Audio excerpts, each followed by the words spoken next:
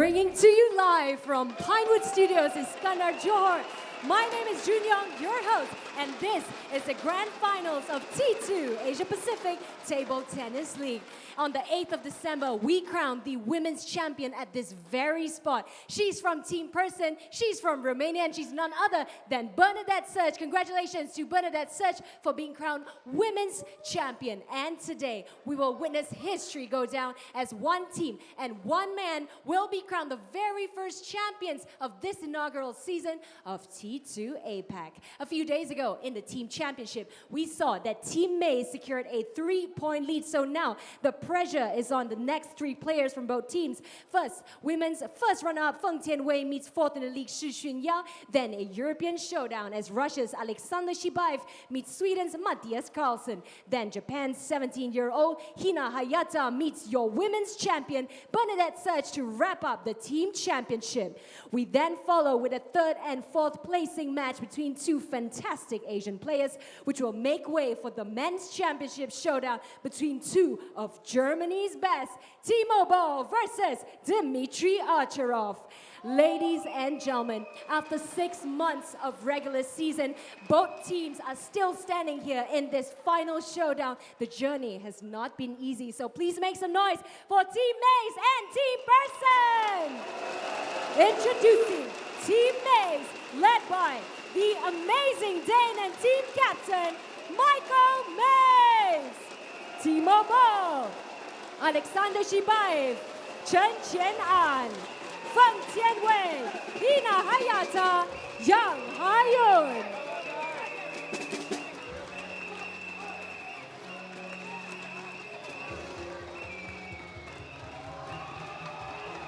Team Maize, ladies and gentlemen.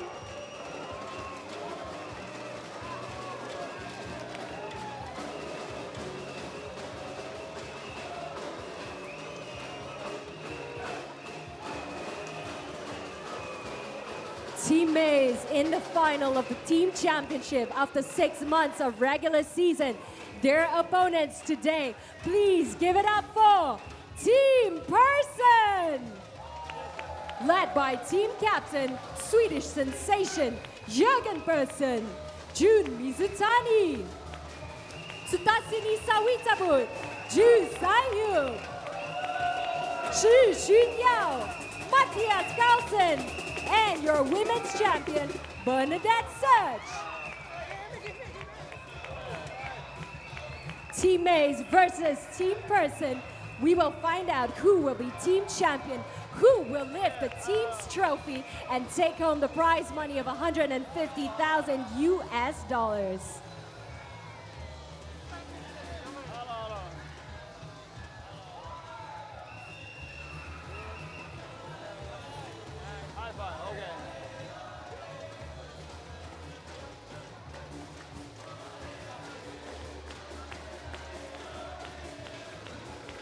It's a final showdown between Team Maize and Team Persson. On my panel of experts with me today, we have two people who are no strangers to T2 APAC. Of course, on my left and on your right on the screens, we have team captain of Team Rossi, Yorgen. And on my right, which is on the left of your screen, is Vladimir Samsonov. Let's go to Vladi first. First, we want to say that we're so happy that you are able to join us, even though you didn't play in the last 4. So just tell us about you being back here, joining here today. Well, I mean, unfortunately, I was ill about 10 days ago and couldn't play the grand finals, but I'm here. And of course, I couldn't miss this great show. I couldn't miss my friends perform during these last days. And I'm really happy to see so many people, so many table tennis fans. And I'm sure it's going to be great. And just happy to be here. It's going to be great indeed. And let's talk about Bernadette Szocs. We congratulate her for being crowned the women's champion. In your opinion, looking at that finals match there, well-deserved victory, wasn't it, for Bernie? Well, you know, I think Bernie started playing well from the first round, and she was getting better and better, more and more confident. And I think in the finals she had this attitude, like she said just before the finals, I'm not afraid of anybody. And she just killed it, you know. She was great. Okay, so let's go to Jörg Roskov's side of things first. Bernadette Szocs, our champion for the women's category. Looking at the finals yesterday, it was a tough fight, wasn't it? What are your opinions on that match? Yeah, of course it was a tough fight, but she deserved it to win it because, as Vladi said, from the beginning she played really well. And in the end it was a great final, and hopefully we will see today also a great final. This is the last day of T2, and it will be a hell of a show, I guess. Absolutely, and looking at the team's championship, the second part now, we are going to start with a kill zone game. It's never been done before. First player to reach 5 points wins 1 valuable point for their team. Your opinions on, the pressure, because there's no time at all to ease into this match, so that's going to be interesting, isn't it? Yeah, it is for sure. The pressure is very high, so for all of the players who have to play the kill zone, the pressure is very high because, as you said, there is 1 point extra for the team.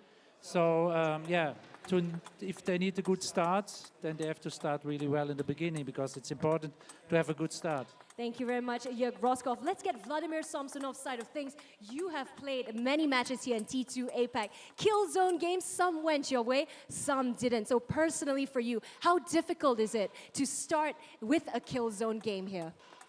Well, that's true. I have some experiences with the kill zone, but to tell you the truth, I don't know how is it to start with it because we usually play in the end of the match. But what I know is that every point counts. Every point is incredibly important. You must focus on every point. You cannot lose your concentration. And like Rossi said, it's going to be tough, I think, for the players tonight because they have to start with the kill zone. And we know that in the finals, every game is important. Absolutely. Every single game is important, especially now. It's crunch time in the team's championship. And the 2 ladies featuring today in this opening kill zone game here in this team championship, it is, of course, your top 4. And it is the first runner-up, Feng Tianwei versus number 4, Xunyao. Thanks a lot, Jun. And I have to say, this is an extraordinary atmosphere here. There is no doubt at all that the last day of T2 is going to be sensational. This is how Feng Tianwei played in the earlier matches, and I've no doubt at all that she will be out for revenge here, because in earlier competitions she was a winner 3-1 against Xiaoyun, but it was a very, very different story in the individual competition because I have to say, with Bernie winning the individual championships, it was really, really tough. There you go. They played in round 4 and the playoff then, it was 3-1. Here's our umpire for this one. It is Winnie Che, and we've got a kill zone to start with. Kill zone means that we play first to reach 5. The point will count. The first one to reach 5 will definitely count, but it will be over in a flash. I can tell you that. I've got with me, of course, Jill Parker, who is former world ranked number 6 European champion, many times English champion, and it's wonderful to have her here. But I've also got Paul Drinkel as well, who has been a fantastic supporter of T2 and is sitting in the commentary booth with us again. We'll be talking to Paul a little bit later on, but here, in a flash, she has opened up brilliantly. Jill, how do you think she is going to actually perform today? Well, you've got Feng Tianwei. Obviously, she lost in the final against Bernadette Szocs, so she'll be wanting to prove something here. So I'm sure she will be trying to get in and play the best table tennis she can. Okay, 2-1 at the moment. Feng Tianwei is receiving service. Let's see whether or not she can actually level up here. It's a nail-biting thing. 16-year-old against the Singapore player, 30-year-old Feng Tianwei. Been at the top of her game for a long time. She had a highest ranking in the world of number 2. She's at number 11 at the moment. 2-2. Good fight here for Feng Tianwei. But Persson desperately needs the win. Great work. Well played. And of course, Persson will be really, really happy with that situation. 3-2. It's the first to reach 5 in these opening exchanges. It's a very, very quick kill zone game at the start of this tournament final day. 2-3. Oh, she's missed it. It's 4-2. It will be she who will serve for this first point. And this will be brilliant for Persson if they can clinch it. First point for Persson in prospect right here. 16-year-old Xunyao with the service. She's missed it. Ho, ho, ho. 4-3. And of course they're at 10-7 after the first day. There's Michael Mays right in front there. Timo Boll immediately behind him. There's Persson there. Is he calling a timeout? Well, he's a wily old fox, isn't he, Jorgen? He certainly is, and I think that's a wise thing to call a timeout. As you say, it's only up to 5 points, so he's got to use every skillful, wily, foxy thing he can do. This is very good backhand, yeah? Just trust, yeah?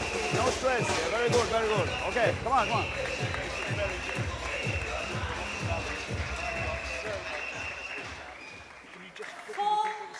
4-3.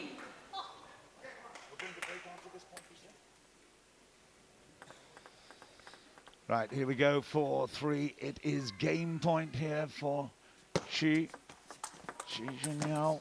And she's got it! Persson celebrates 5-3 against Tianwei, and that is the first kill zone game.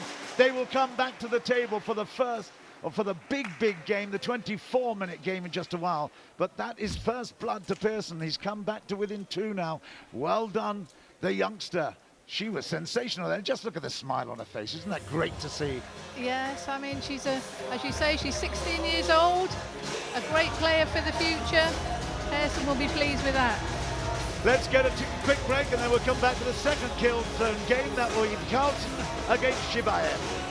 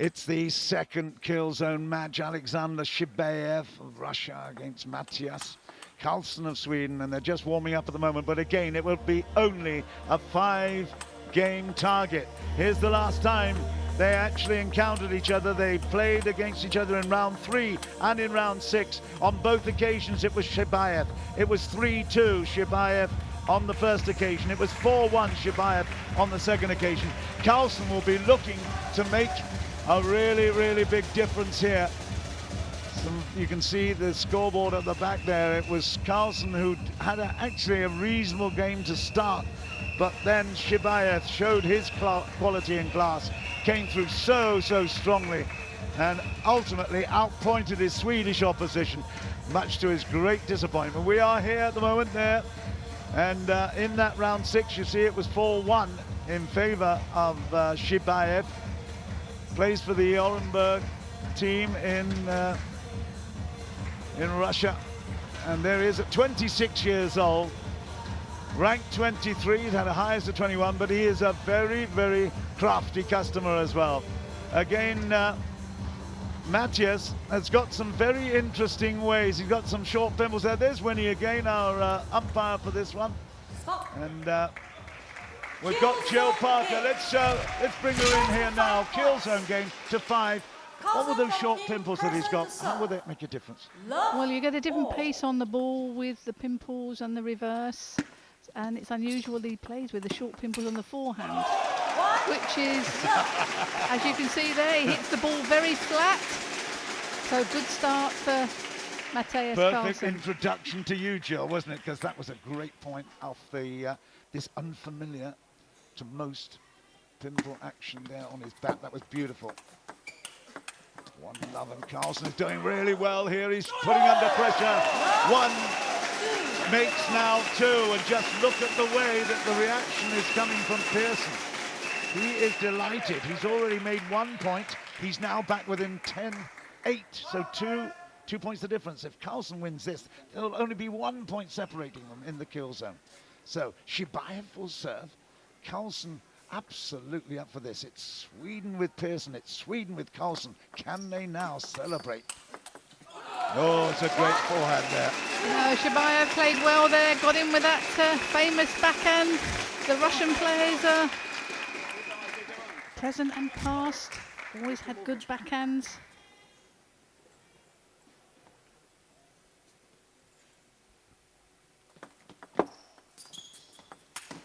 Oh, he's missed it. So that really big attempt to play diagonally into the backhand court fails there. He got a good foot placement, had a good swing at it, but I tell you, it's just a miss off that forehand. Yes, I think he'd be a bit disappointed with that. He was in the right position, but just missed the end of the table.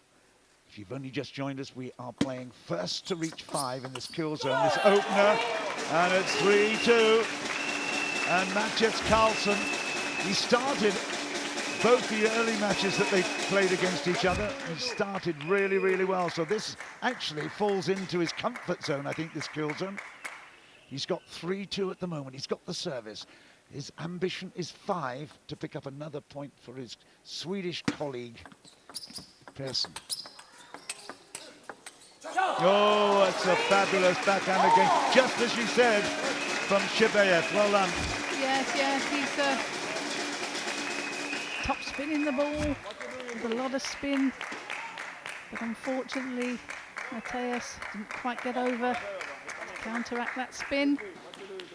It's going a lot longer, this game, than we thought. We've seen 5 ones and 5 loves, but here at 3-all, it's giving us a really good, fabulous appetizer. Oh, here it is though. And once again, it is the Swedes who are looking for, look at the way that Jorgen got to his feet there. He knows how important it is to start. If he gets 3 kill zone points, it's all square. It's unbelievable. It's 3-4. Shibaev will get the serve. Ooh, that was almost a fault. 3-4, we get the reserve here, but it is game point to Mattias Karlsson. He hasn't had the best of T2 series, lost a few, but here is so important for his team. Here we go. That's another brilliant point from Shibaev. And that was great there, good serve. Third ball following, making that 4-all now. Let's see what Karlsson can do with his serve. Shibaev, obviously that third shot so important. Here's Karlsson, it is absolutely up for grabs right here. It is kill. And that is Shibaev's point. Oh my goodness, that is point for Mays, point for Shibaev.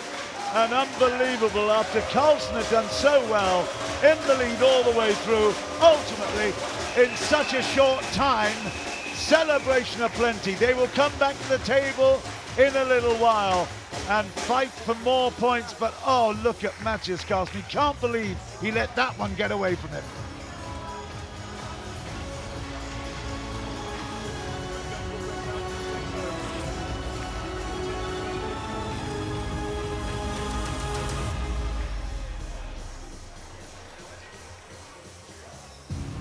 Little replay there, some celebration, but it was all a little bit too early, wasn't it? Karlsson didn't make it.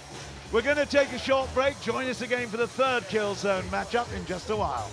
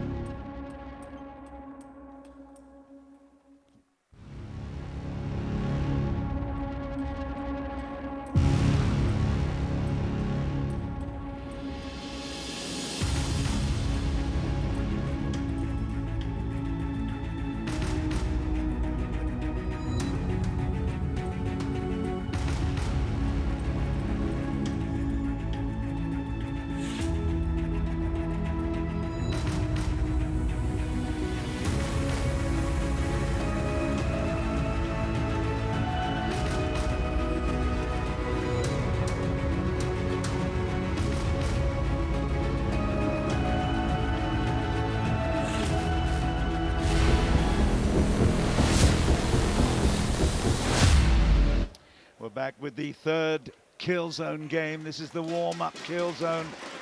Hina Hayata on the left, and she is representing Team Maize against Bernie Szocs, who is absolutely extraordinary. She's won the individual tournament. She wears a heart on her sleeve. She has been colourful, exuberant, and absolutely wonderful television for us all. So Bernie from Romania was one of the first to actually, in a major event like the T2, I know it's the first time, but has taken on Asia and beaten them. Absolutely amazing. Jill, what do you reckon? Yeah, she's been vivacious. She's had different hairstyles, different clothes. Her table tennis she's a very expressive person. So I'm sure we'll see a good match here. Yeah, round two, it was Hayata that won it by 3-2. But it's only the first of four here. And look at that, 16 years old. We've got some great talent coming through. Just a while ago, we saw Xunyao winning. And now there is our umpire for this one, Pari Khalili. It's only the first to five. They can see the Kill Zone. And first to 5 points. They will all come back in a while to play the full match. Here is Bernie with the first service.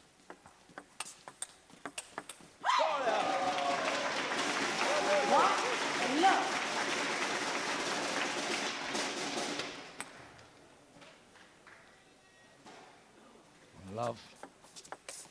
Okay, that's a lovely flick with the backhand there from yeah, Hayata. She picked up that service well. A very spinny backhand from Hayata. And she's got good serves as well. So let's see if she can follow in. Oh, power play from the lefty. She is really firing here, and of course, representing Team Maize. They could go further ahead. The scores difference is 3 points at the moment. There's another point at stake here. The first to get to 5, and Maize will again be celebrating. Oh, that's a great backhand return. Wow, great returning. Fantastic. Straight in the body. That's been her target many times before during this season. Yeah, that's the place to play, body. So you've got to play a backhand or a forehand. Michael Mays from Denmark will be really, really pleased with this. The Japanese girl finding a 3-2 here. And now a 4-2. Yeah, Hayata playing very aggressive table tennis. Strong forehand, great footwork. Well, Persson won the first kill zone. There's Mays in the background. He's won the next one, so this is all to play for, and it's now 4-2. It could be the final service. Hayata, no, not quite yet. She gets one more point. Mays picks up a 2-1 in the kill zone competition.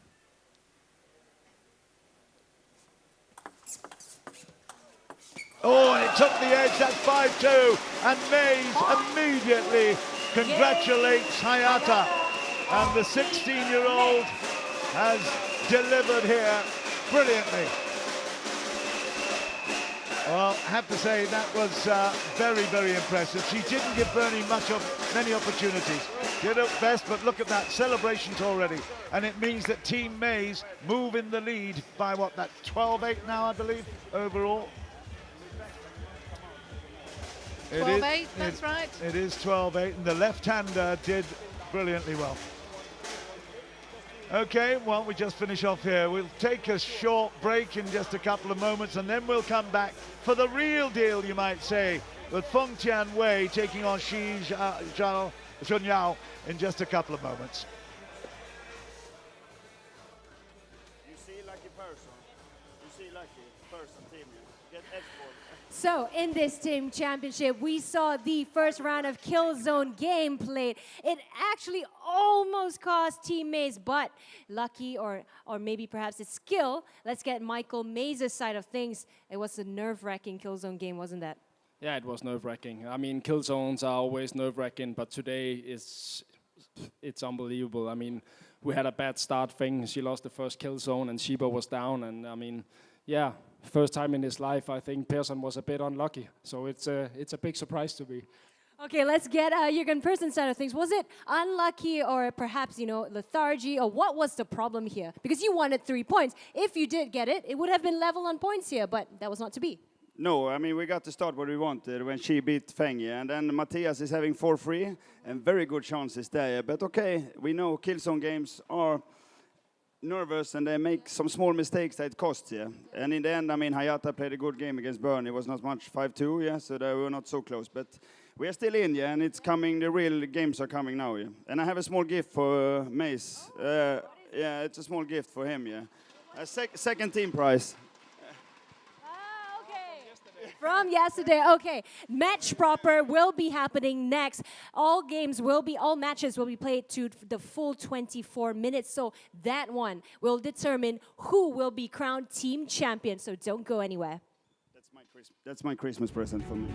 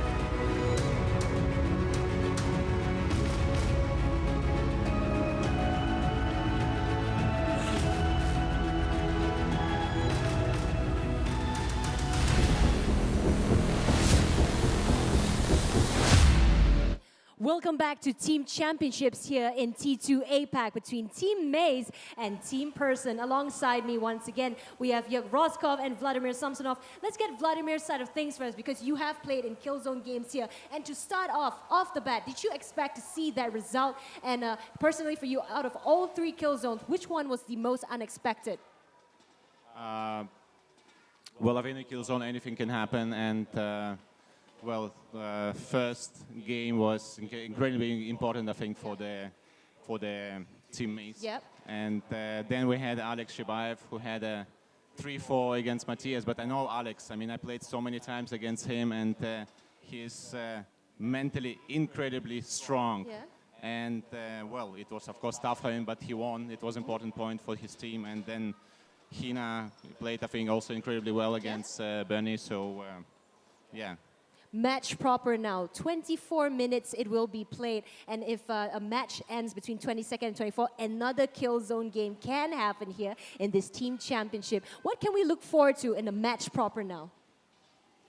It's 12-8 for Team Maze right now, and of course they're favorites. But of course we still have 3 whole matches to go, and anything can happen. And of course Team Persson will give everything.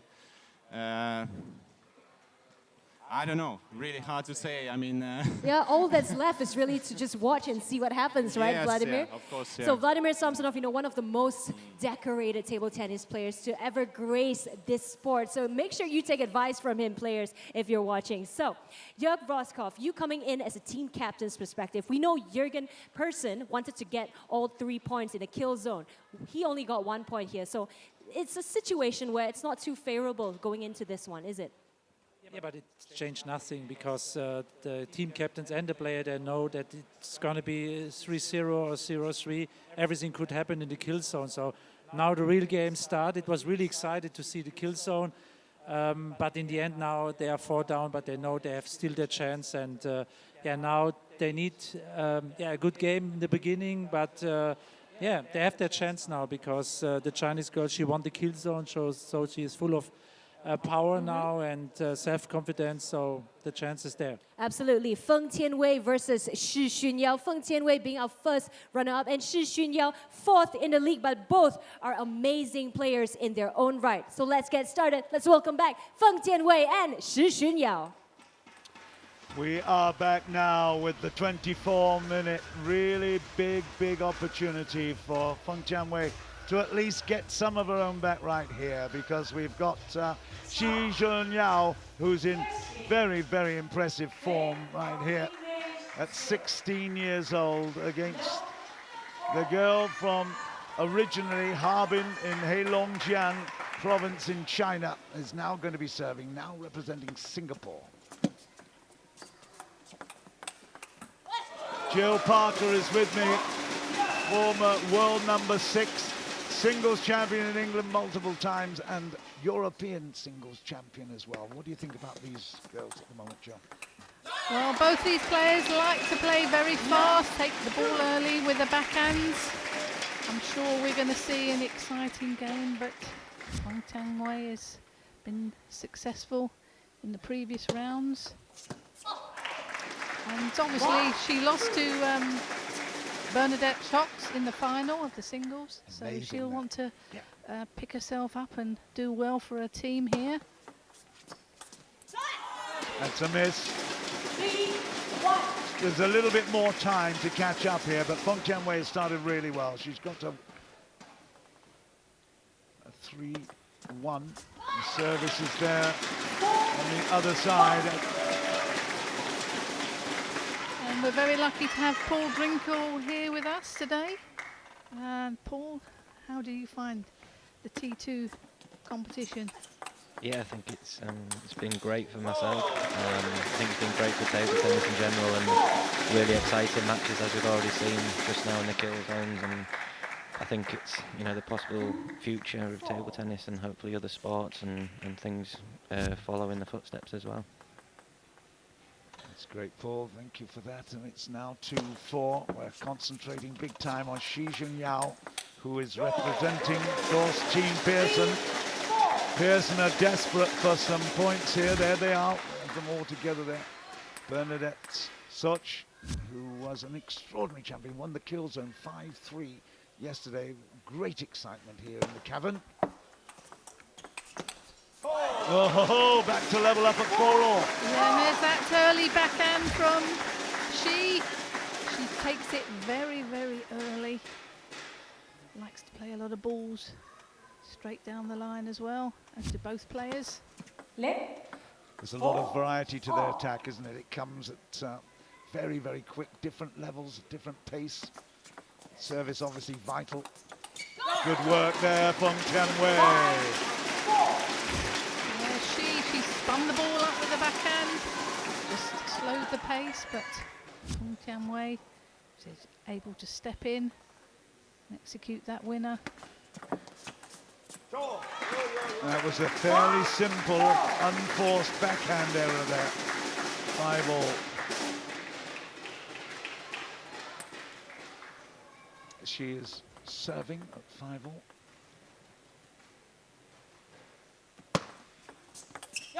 Okay, lovely, great return there. Picked it early, half court. Yes, that was a Good flick. good placement there to the middle. The table always difficult to play into the middle for the opponent.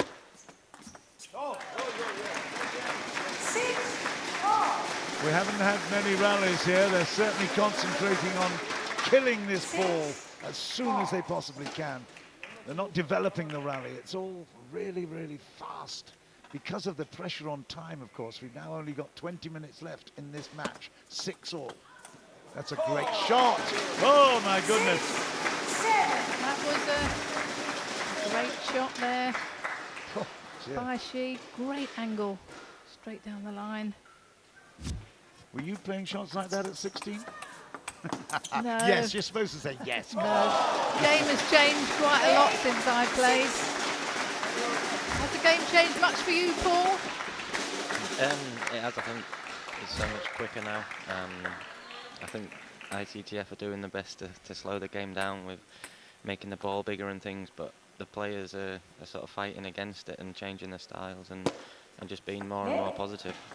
8-6. It's 8-6. We'll have another serve here from She. She's fought back really well here from 3-1 down. And now that's a fabulous service. In fact, Feng Tianwei didn't have a clue which way that had spun. No, a player is always looking to disguise the spin and direction of the service, keep their opponent guessing. Oh well, it took the net on the way over, but again, Xunyao was not going to be stopped here. Look at that wonderful concentration, keeping that ball right there. It's now game points, there's loads of them, 10-6, and I'm sure you'll have a chat to Paul Drinkle after this one. If it is one, there it is, 11 points to 6. And, well, Joe Parker will just have a wee chat as they take 1 minute break here. Well, Paul, what did you think about that first game by the players? Yeah, I think as we've seen again in the kill zones, everything's really exciting here. As you said with the tactics, I think whoever's playing down the line the most is winning a lot of points, and it was the Chinese player in that game that managed to get that more often and win the game fairly comfortably in the end. It's also fast, 1 minute break there, and we're back at the table. Xunyao did a great job at, again, putting pressure on here. Feng Tianwei makes the first error, trying to attack early on. There's the trophy. We've got the team trophy right in the middle there. $150,000 US at stake for the team. And there's another super service. And again, Feng Tianwei was caught short, wondering what to do with it. It's love too. Quite the reverse of the first game. Yeah, there was a lot of backspin on that second serve. So she's taken the initiative there, She's won the first 2 points on her service. This time she does move, step forward and comes on the attack with that backhand very successfully into the corner. Much better. There's that lovely trophy. Very difficult to pick up, let me tell you. I've tried it. Great work, beautiful work, both flanks. Yeah, a lot of movement round the table. Played it out wide. And that back backhand down the line and on the diagonal, just keeping Shi moving. Great angles there, 2-all. Good fight back there by Feng. Tianwei is now taking the lead. 3 points in a row. And you can see that clock ticking down. It's below 17 minutes now to go. And Feng Tianwei is desperate to get back on the scoreboard. Whoa, long service there. That worked. Yeah, it's always good to change the pace of the serve, put a long one in occasionally. And we've got 3-all now. It's 3-all, and there's the 2 love is obviously referring also to the kill zone game that we played earlier in the warm-ups. And there, 4-3.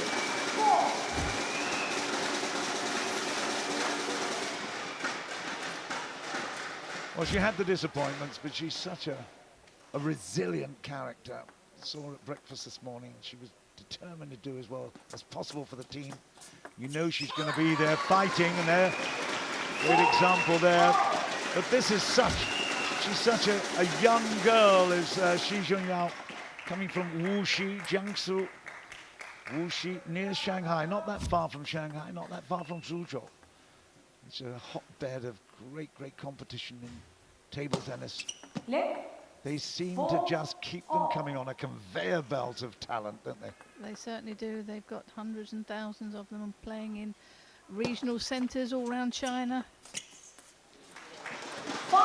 It didn't look to be anything that, but there's always some action on that ball, whether it's undercut, overspin. There you can see, and again, Feng Tianwei was deceived. It's 5-4. Just a little over 15 minutes left. She's quick. It's the speed that really is so amazing.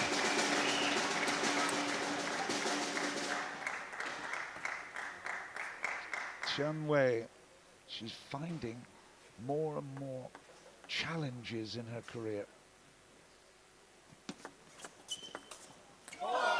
Oh, that's a good receive of serve. It's the backhand flick with a lot of spin on the wrist.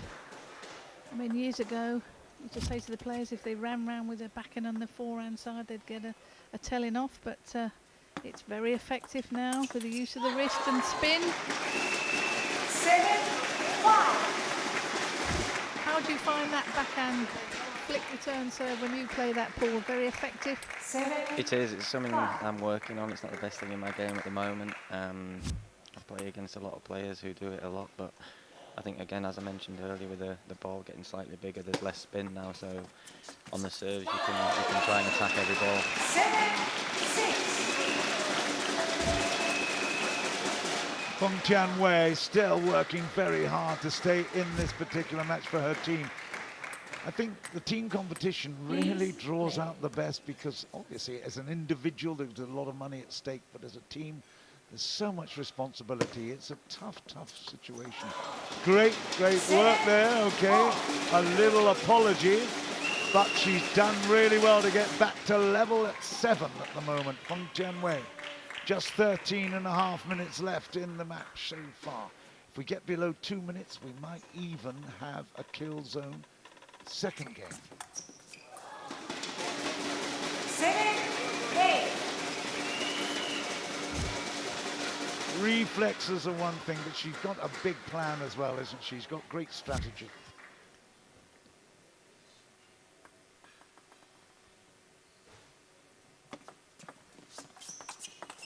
Oh dear. Yeah, so she had the right tactics there. She played that first one into the body, but just missed that one on the backhand. She won't be happy with that, Feng Tianwei. Stop clock.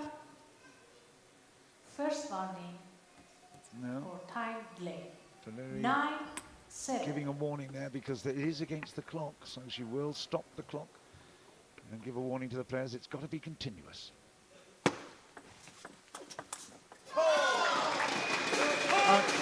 You think Feng Tianwei would have learned anything in that zone there, she's going to kill it every single time. Just watch the drop there.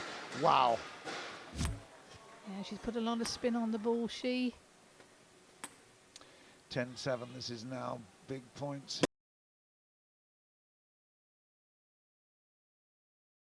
Another one, so that makes 11-7, and it makes 3 to Team Persson.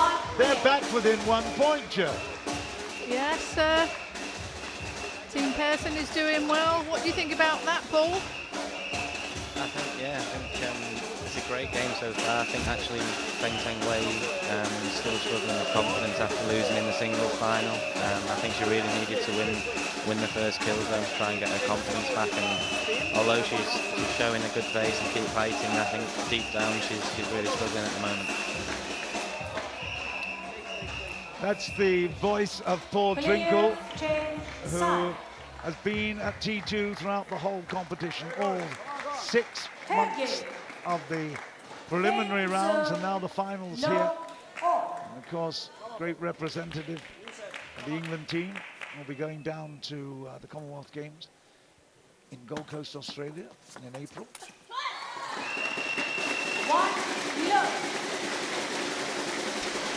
This is do or die time really for Feng Tianwei. It's given Persson, Team Persson, a huge boost to see this scoreline at the moment. Again, into the left hip, into the body. That's been a very effective shot for Tianwei. Yeah, into the body and backhand. They seem to be playing, both players playing the same tactics. But she takes the ball so early on the backhand. I've got a feeling, Jill, that there are going to be 5 games at stake here, so 5 points. Looking at the way they've got through them so quickly, it looks, with the amount of time that's left, look, 11.5 minutes there. 3-love at the moment on both sides of that scoreboard. 3-love to Shi. It could be that we get to 5, and that could actually reverse the whole situation as far as the team contest is concerned. Persson is really pleased with that. Chih-Yuan there also confirming that they're very excited. There's another big point, 2-3, 3-2. How do you find Paul playing just 24 minutes? Do you find it any different playing? Yeah, definitely. It's a lot of pressure. You feel from the very first shot that you've got to perform. I think sometimes on the tour you've got a little bit more time. You're playing a best of 7 game, and you might lose a set, but you've still got possibly another 6 sets to go. And here it's do or die, as everyone's been saying. I think it's really intense, and I mean I'm sat here and I'm actually nervous. Dramatic shot there from Feng Tianwei, trying to stay in this game at the moment. That's gone. That's 2-5. But that absolutely brilliant forehand stretch that went cross-court on the diagonal was greeted with enormous applause from Team Mays. Every single one of them rose into the air in approval. 2-5.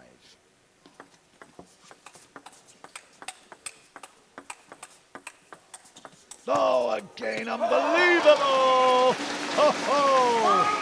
Feng Tianwei absolutely nods in acknowledgement. That's absolutely fantastic. Backhands, and then just look at that for a reach.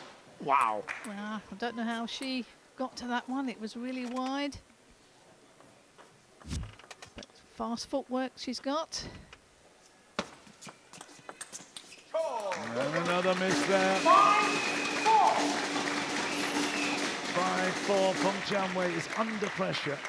I did expect, and I'm sure Xunyao and Liu Fei, even the Chinese representatives here, expected to probably get in the individual finals, but they didn't manage that.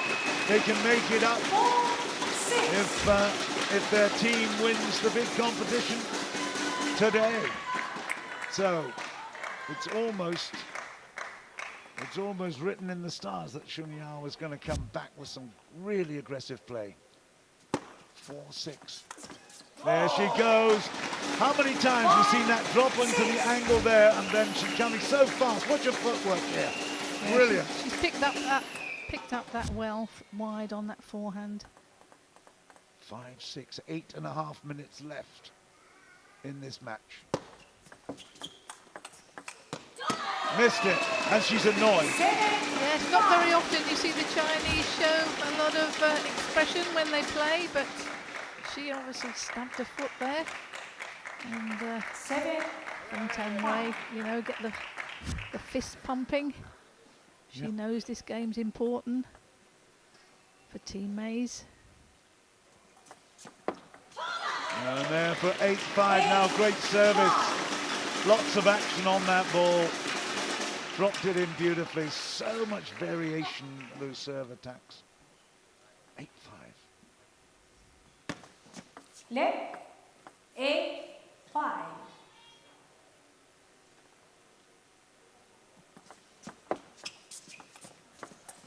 Oh, Didn't quite get round with the footwork to play that forehand from the backhand side.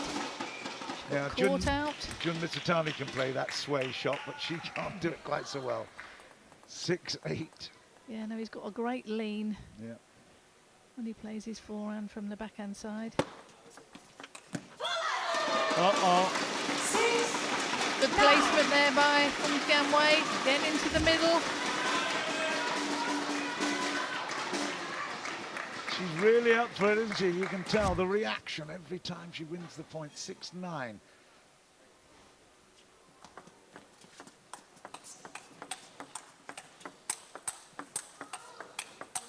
Great rally! You beauty!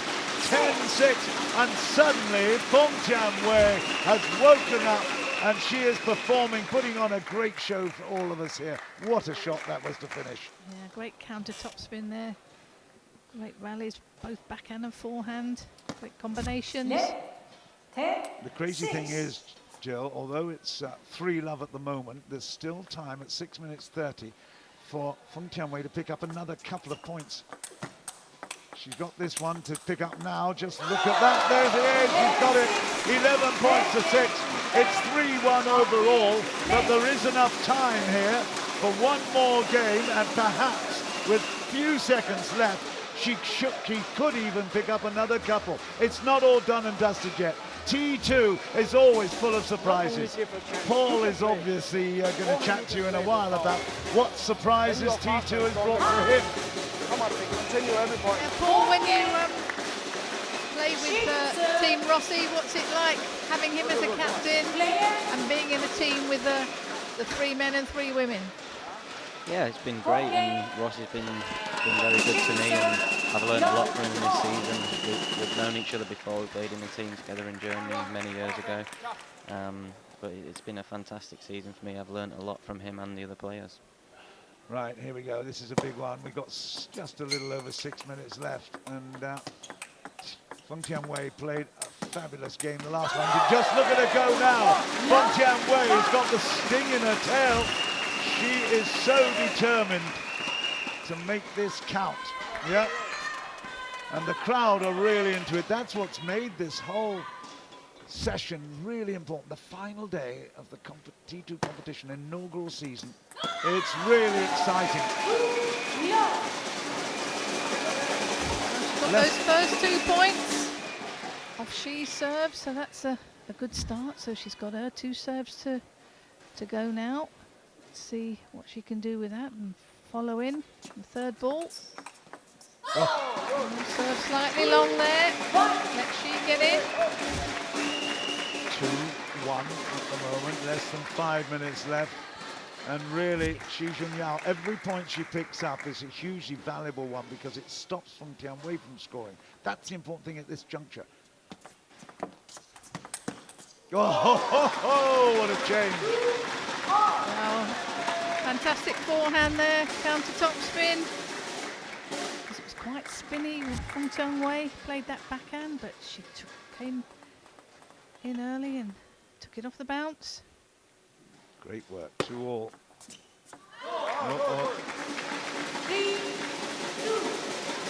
3 in a row for Xunyao. Watch that clock ticking down. I don't think they're going to get to 11. It doesn't appear that they're going to get to 11 in the time. So whatever the score is, when that clock says 0, will be the game score. Feng Tianwei has a painful expression. You can understand it. She's lost 4 points in a row. 3-4.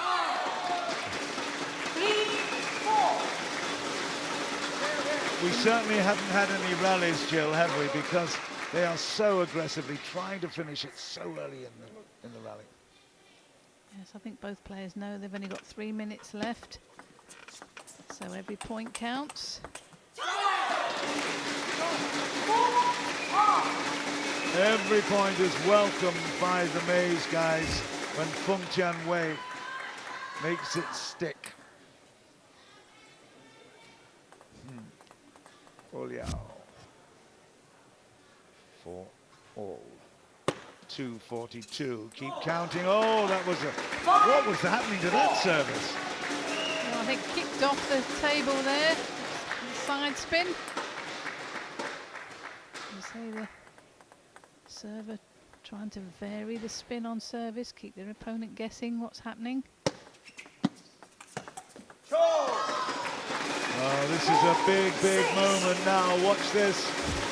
They'll be watching the clock. Maze will be giving advice here and there, and that little clench of the left fist by Xunyao 4-6. says a lot, because now Feng Tianwei desperately needs these extra couple of points to stay in this one.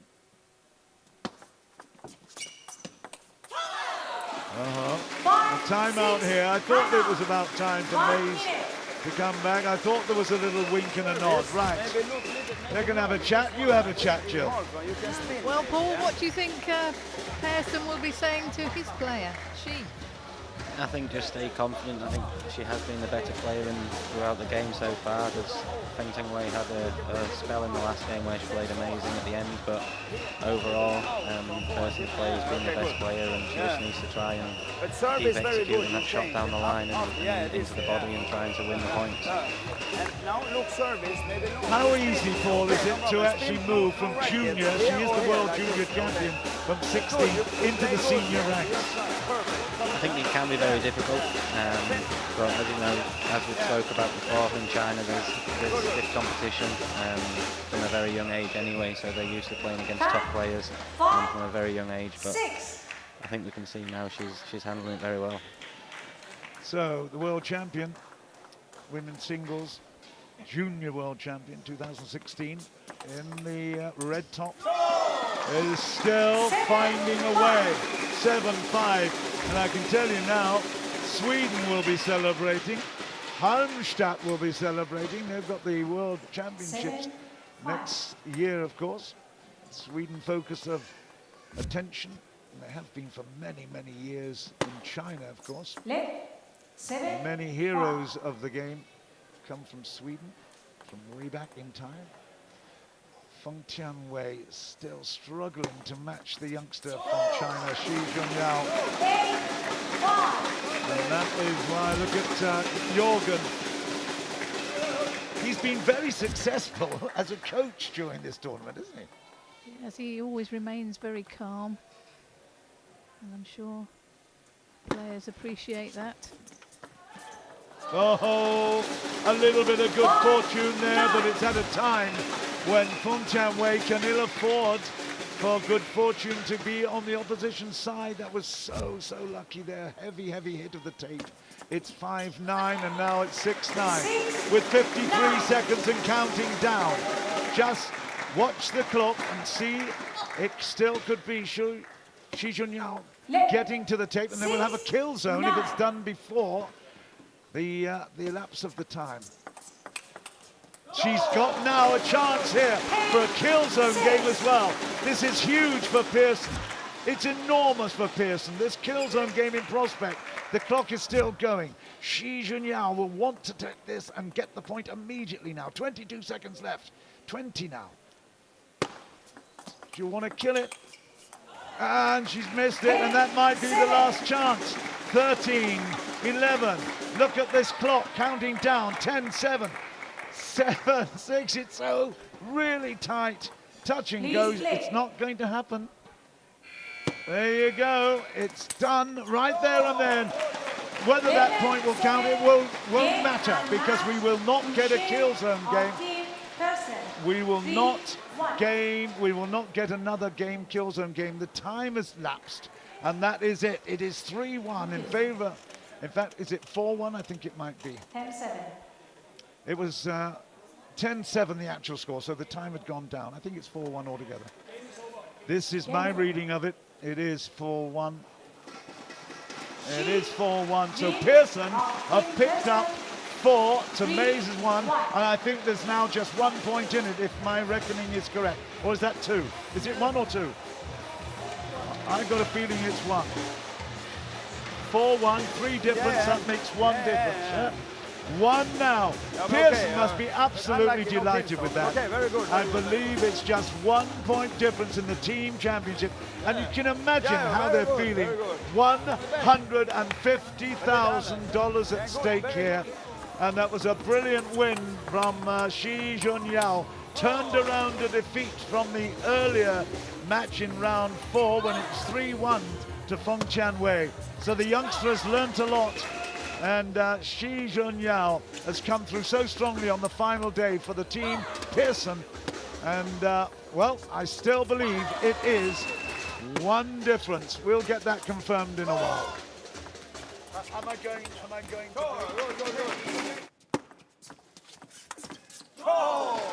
and really, really very...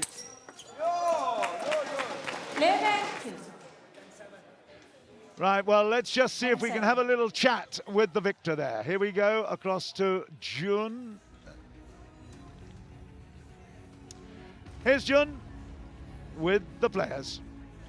Thanks to Xunyao, this team championship final gap has been narrowed to 2 points. Let's get her thoughts on if that 4 points was enough for her team here, Team Persson. 所以今天呢，试分你贡献的试分足够吗？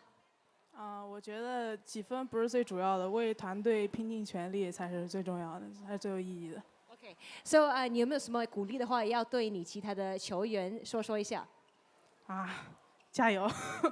Okay, 加油! So for Xunyao, she said she tried her best for her team, and hopefully her other teammates as well can hopefully try to bring it back and perhaps let Team Persson be the ones to be emerge victorious. But let's talk to Feng Tianwei and her thoughts. You know, she is our first runner-up of the Women's Championship, so she has played and given her all here in this couple of days. 所以呢，其实今天的表现，我们习惯看你比较凶一点，你是不是累了？ 因为今天对方拼得比较凶吧，所以说，造成了自己很多的失误。Xunyao gave her A game today, and that's why Feng Tianwei feel like, you know, Xunyao gave a bigger challenge to her than she's used to. 所以呢，第2名其实恭喜你得到第2名是个很不错的成就。所以这整个比赛当中呢，我们到了尾声，你有什么话要跟我们分享的吗？很开心能够参加这次比赛。 然后看到这么多的粉丝来现场给我们加油，来支持乒乓球，真的很感谢他们。谢谢。希望下一季的 T2 大家还能一如既往的支持乒乓球，希望支持我也支持 T2， 谢谢。 So we'll be seeing more from Feng Tianwei. She's our first runner-up for the Women's Championship, and today she is playing for her team, Team Mays, in this team championship. Next, 2 European men take center stage once again, so don't go anywhere.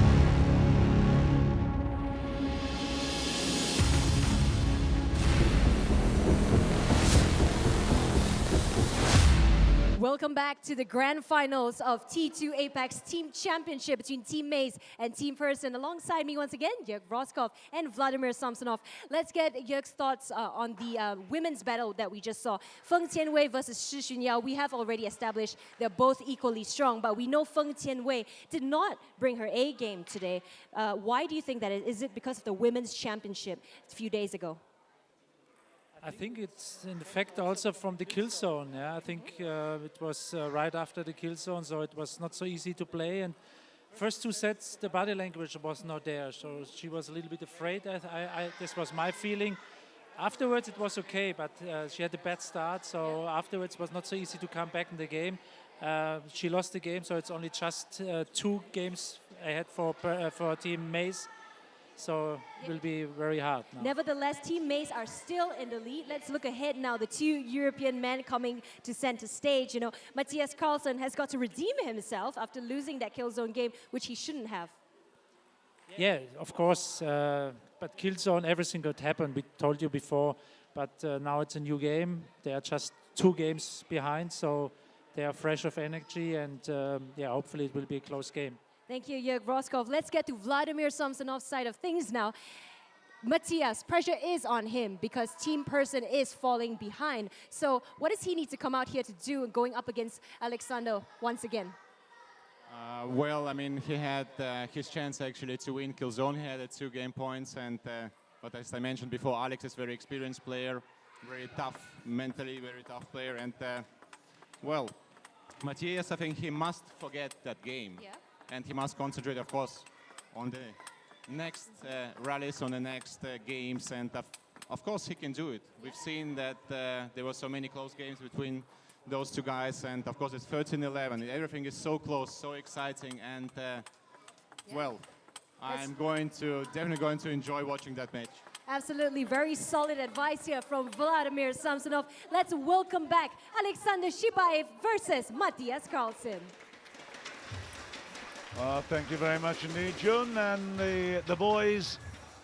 And you have to say, this one is a huge one for Maze because they've got the lead, and I've just had it confirmed that they are 13-11 in the lead at the moment, so that is a 2-point gap. Kairul is our umpire for this one. It's 24 minutes. And Mattias Karlsson, well, he's got huge talent, great potential. We will see whether or not he can upset Shibaev, who actually has won both the contests and the kill zone that they played in T2. That is why Shibaev is so dangerous. I have to say, he has got a fabulous backhand, Jill. Yes, he has, and I said earlier, Russians all seem to have good backhands. Been great players in the past. I'll say some names, but I'm sure the youngsters won't even remember them. They weren't even born.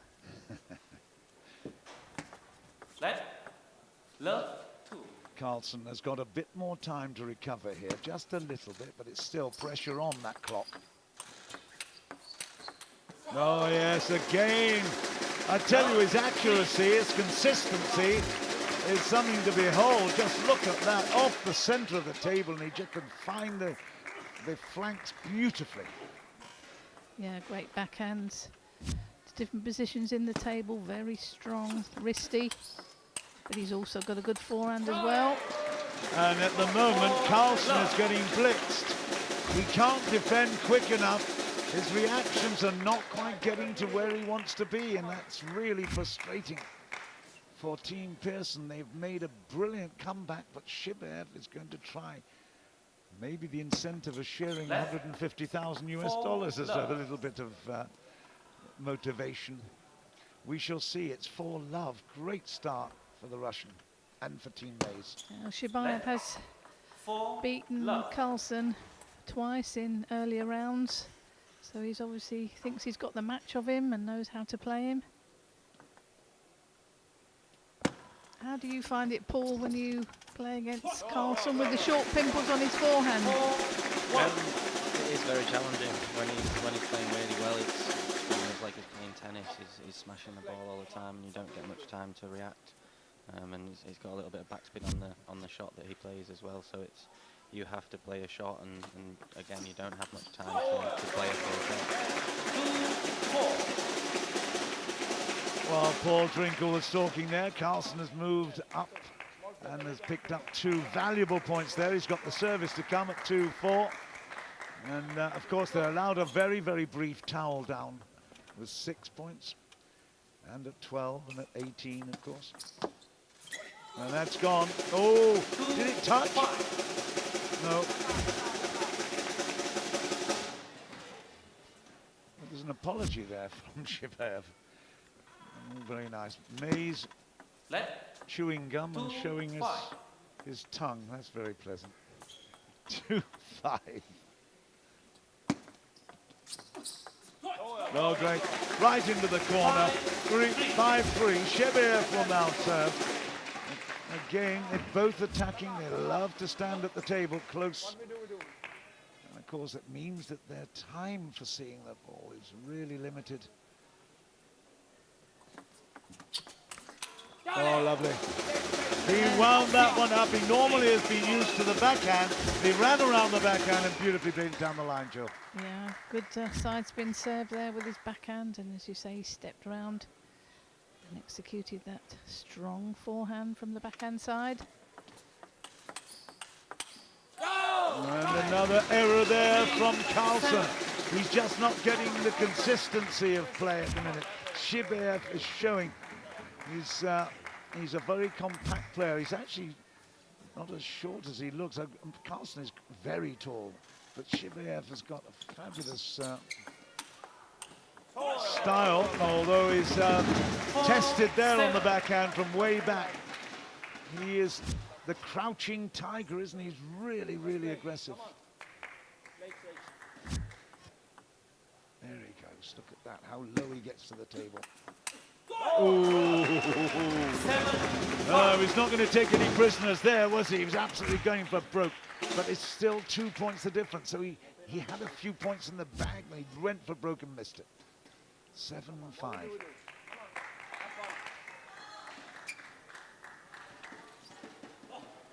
He's a lovely lad, but I tell you what, he's got that look, hasn't he? Back alley stuff, my goodness. He is a real, real fighter. 7-6.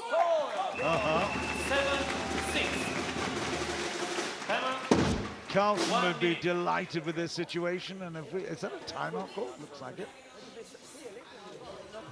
Yeah, I think Shibaev has called that timeout. What do you think about that timeout, Paul? Do you think that's the right time in the game? 7-6? Yeah, I think if the player feels they've lost a little bit of focus and momentum, then that's the right time, whether it's the first game or the last. You normally see it used in the last game, but I think very important here that Shibaev keeps his confidence high and tries to win this game and add that to the kill zone and keep Mattias' confidence down.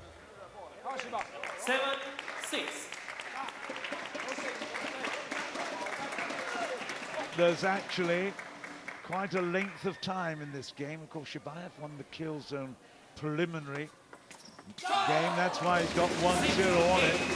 But you have to say, Paul Drinkle was just talking about calling the timeout, but that was a brilliant timeout, wasn't it? Because he stopped the momentum of his opponent. He's picked up one himself right after it. Excellent, 6-8. And another one for 6-9. Wow. And that really justifies that the timeout call. He knows what he's capable of, and he wants to upset the rhythm of Mattias. He's certainly done that. 6-9.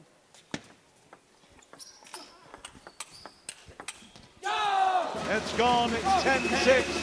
Shibaev will take it. Well, how do we question the timeout? That was an absolutely perfect moment to break the rhythm. Yeah, it certainly was. It obviously worked for Shibaev and Maze.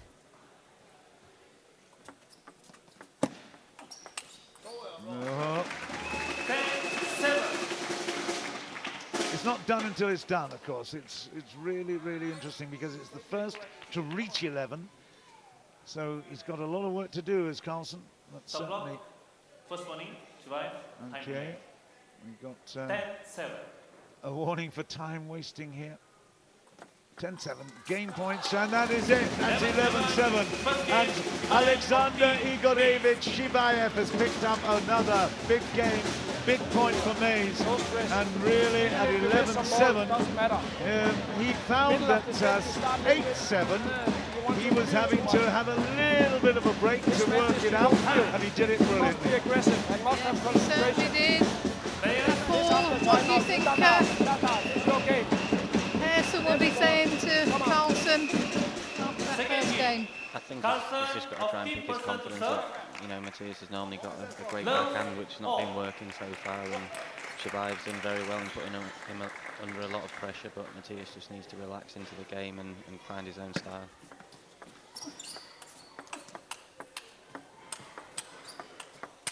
No, he's missed it off the tape.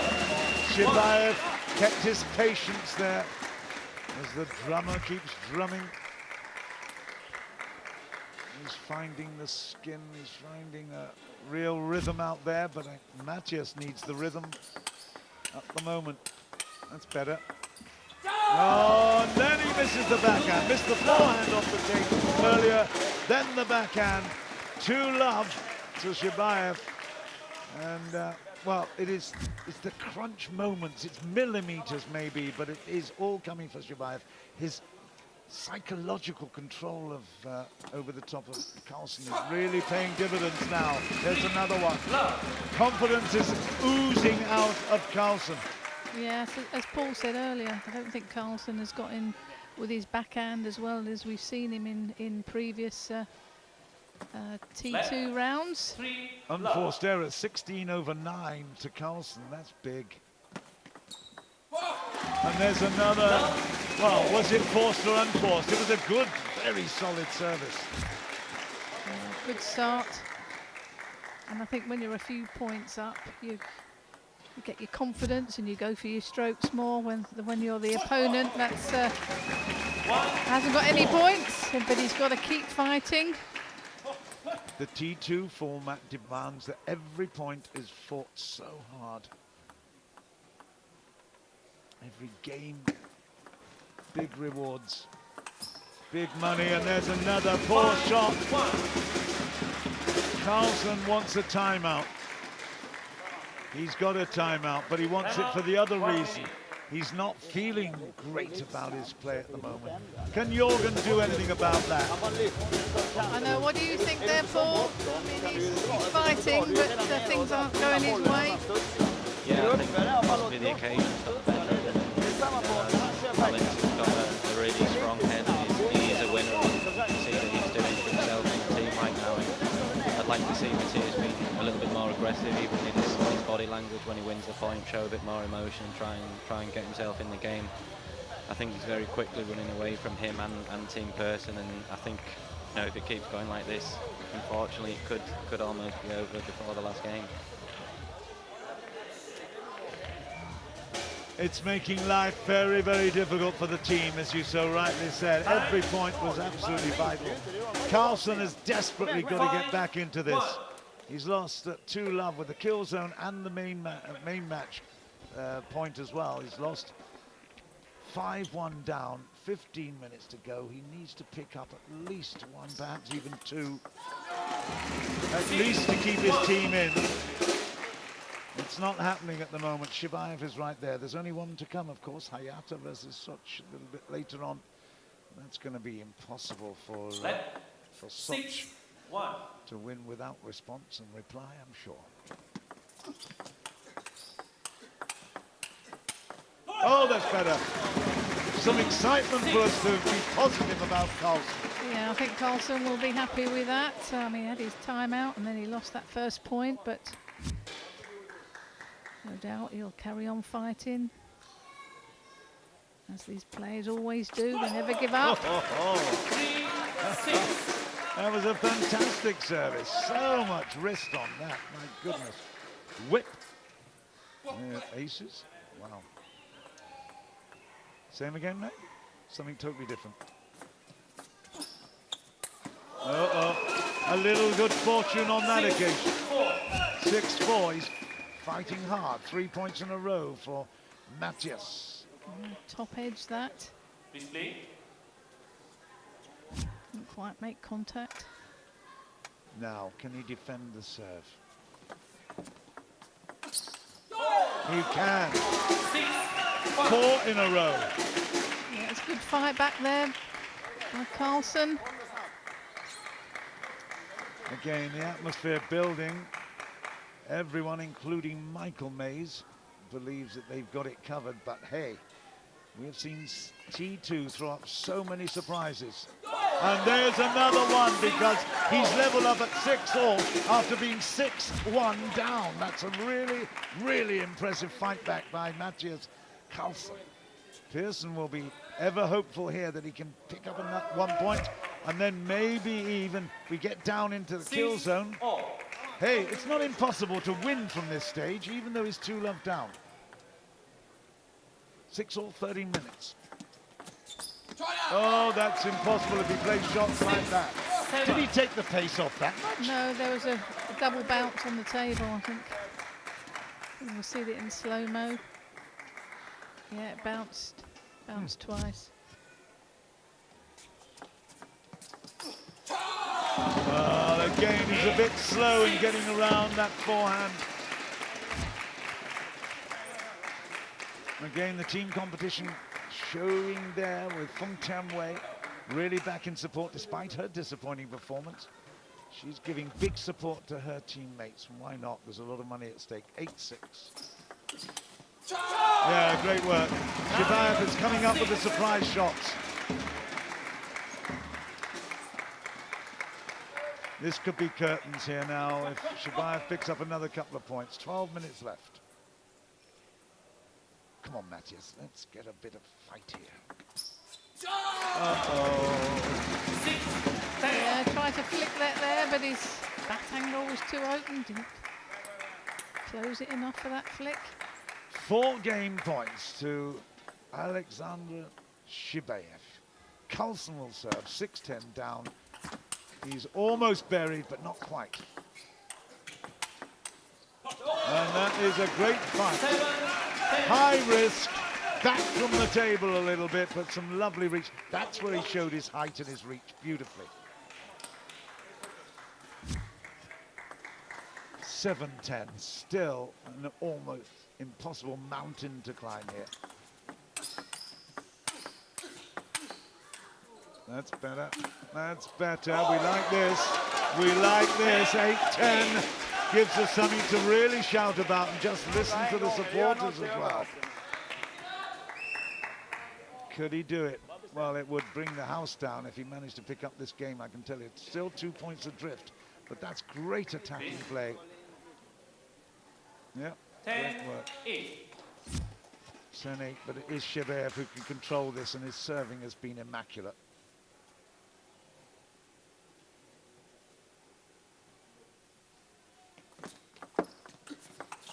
Oh, you beauty! Wow, what a surprise that was. He's obviously thinking about that moment because that was perfect delivery. It's still game point, and in fact for the next 2 it will be still game point, but it's only first to 11 that we need, not a 2-point gap. It's 10-9. Shibaev must be feeling just a little bit wobbly after giving up 3 points in a row. And he's done it, 11-9, and that could be the moment when Mays thinks he's got the trophy already with one hand on it. That's great performance by Shibaev, despite the problems. Yeah, that's he's playing well. I think Karlsson was fighting hard to get back in the game, but every credit to Shibaev. What's your perspective, Paul? When you've played these players before, how have you coped with their power? I think they're both great players. Shibaev coming out on top at the moment. I think that's sort of on the back of being confident from the team being ahead. Mattias is struggling with that, you can see it. I'm a little bit disappointed actually with the person you mentioned, but we're not really getting behind and trying to lift Mattias. Shibaev particularly has got very good mental strength. You can feel it. You can see from his body language. Third game, Shibaev of teammate to serve. Love all. Focus, has got to be right here for Karlsson to try to damage limitation. We'll see how well he does. Here's Shibaev with the first service. It's a backhand. Love all.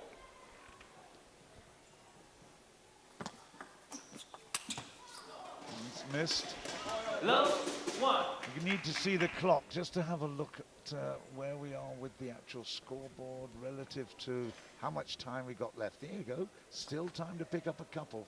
Karlsson, you never know. You never know.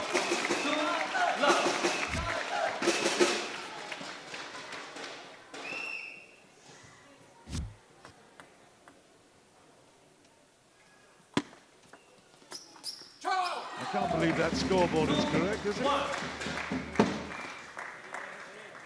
I thought Shibaev had lost that point, but hey ho, we'll have a look. It's 1-2, Karlsson in service. That's good, that's really good. Dynamic attack there very early on. Yep, good shot. Yeah, hits that forehand very flat. Good position into the middle. That's the shot that we're always fearing because of this bat setup. Yeah, he hits it so flat, doesn't he, Paul? When he makes contact with it, as you say, it just drops, and it must be difficult for you to, or opponent, to play against it. Absolutely, yeah. I think he's got to take the ball early, and that's what he's got to try and keep doing and keep being positive. They've actually changed the balls or the scores around now. I thought it was looking very strange because Karlsson had one earlier. Sorry about my indecision, but there you go. It's come back to 2-all at the moment. Up 4-2. No, it's the other way around, surely. It is the other way around. We'll just wait patiently for an official score. Have we got it? Yeah, Thank you. Okay. I can't be wrong all the time, Jill, can I? No comment. Apparently I can. Okay. But this is a big, big moment for Karlsson and for Persson. I told you that they could actually recover the situation somewhat, and it looks like Karlsson has a chance to do that. Shibaev's just gone off the boil a little bit. 8.5 minutes left, 5-1 the score. Karlsson in the lead. And now 6-1.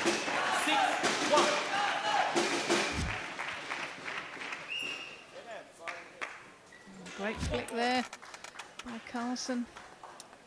Use of the wrist, the power from the wrist and elbow. Oh, he went for the big one.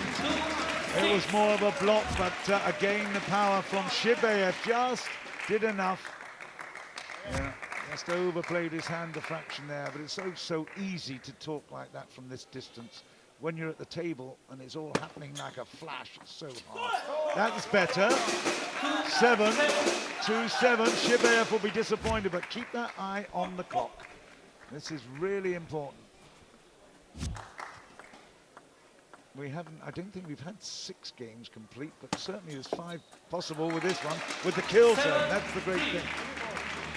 7-3. Karlsson will want to finish this really quickly. These 2 services are very important.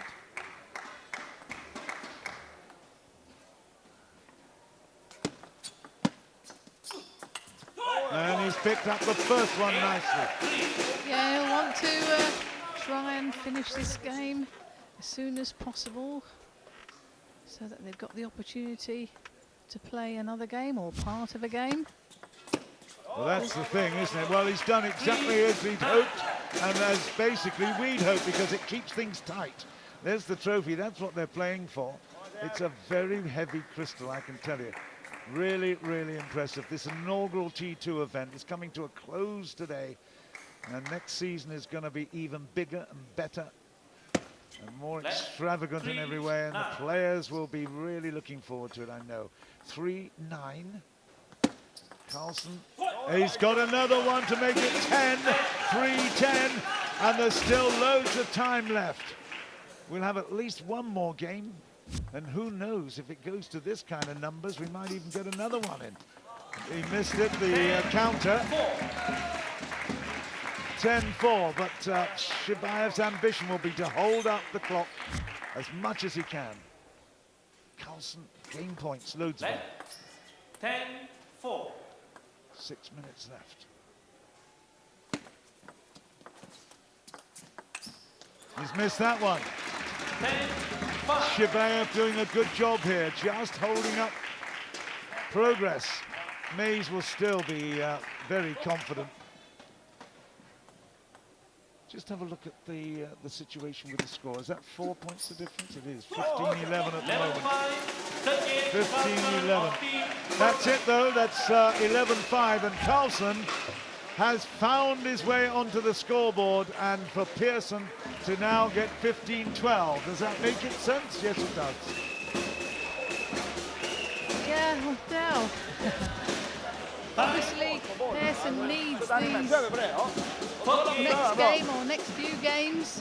What do you think? You know, if Shibaev gets these, then it's very difficult, isn't it? I think Bernie's always got a chance in the last game to win, but to win by 4 or 5 is going to be very difficult. So I think Mattias needs to win this one to keep the tournament alive. I saw a yellow card there. Well, another infringement, and there could be some points lost there. Point lost. Oh, that's good. Shibaev, he's really up for it. He's pumped, but there's a difference between being pumped up and being in control. Less than 5 minutes. Oi.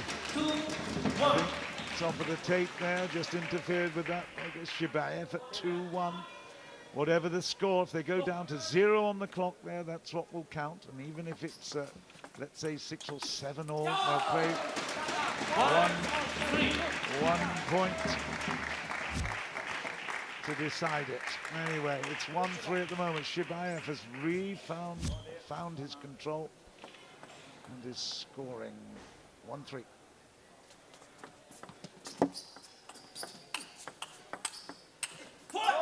Missed that one, 2-3.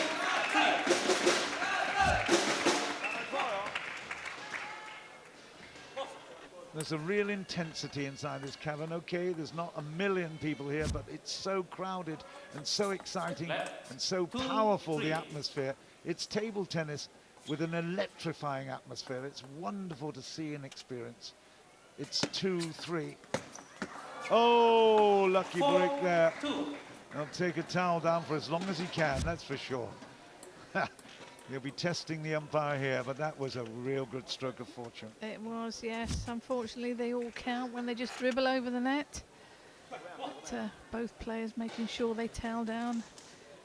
It looks very hot out there, Paul, under those lights, is it?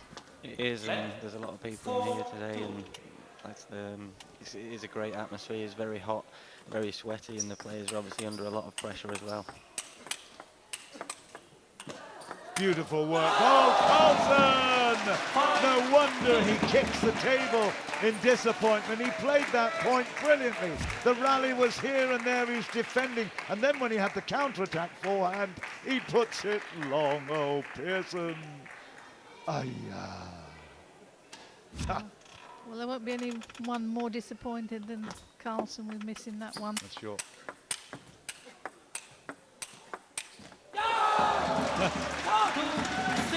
Mays is happy, 2 minutes, 13 seconds left, and 4 points is a lot to make up even in that time. This could be the Lord Mayor's show has almost started for Michael Mays and his team.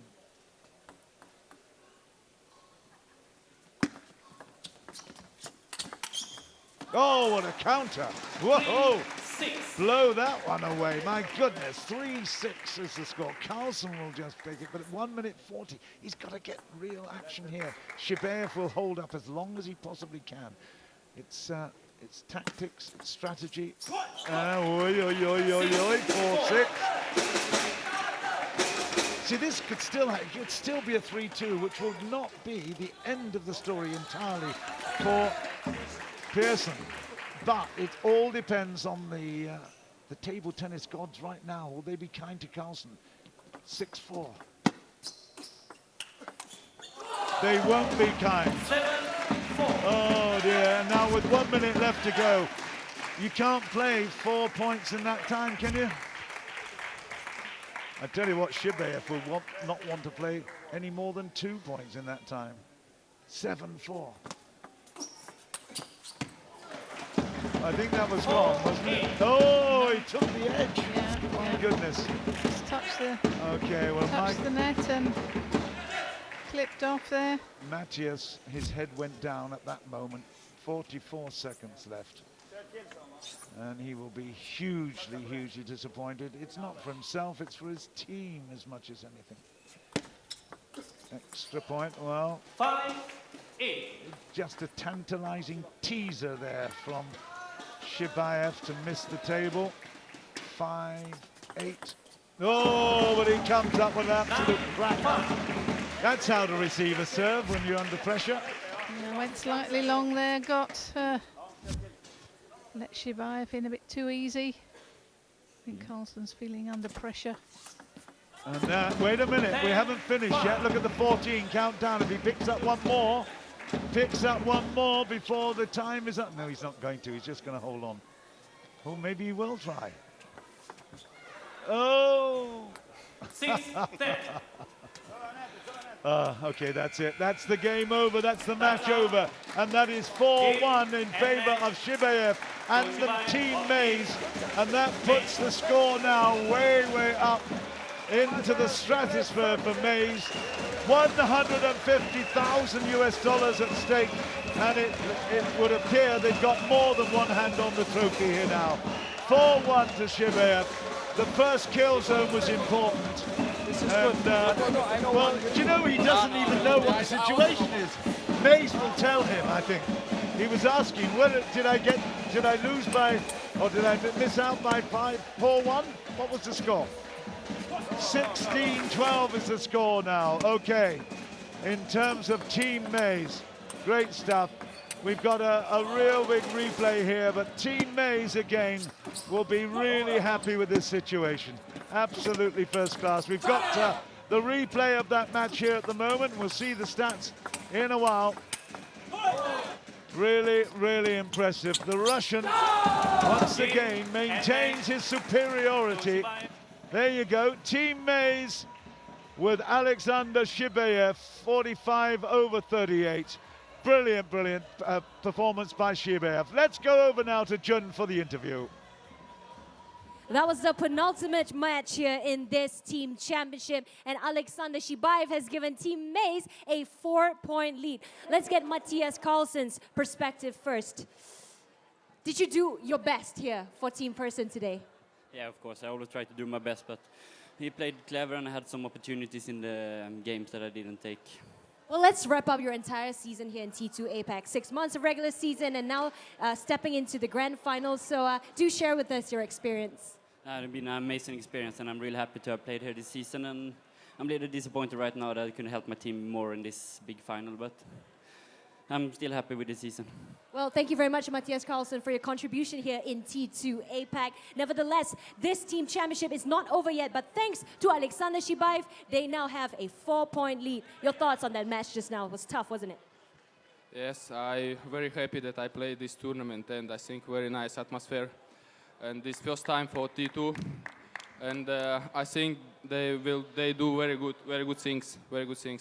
And I'm very happy that I win, and but we must continue. So also I want to say hi all fans. Thank you very much. You come. If no fans, no possible play. Thank you. Thank you, fans.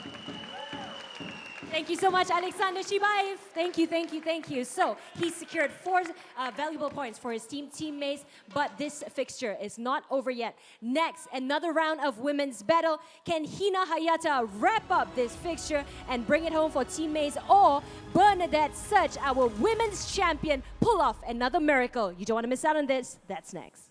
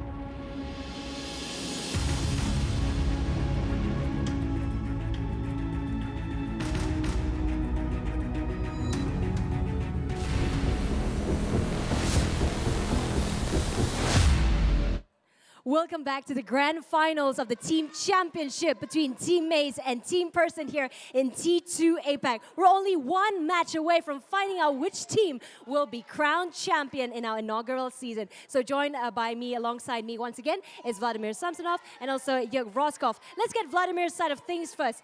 Looking at this match now, Bernadette Szocs has a tough task ahead. If she wants Team Persson to win, she needs to secure at least 4 points to level things. So is it possible or not? Well, yeah, we need a miracle, I think, here, and but we all know that Benny can do it, right?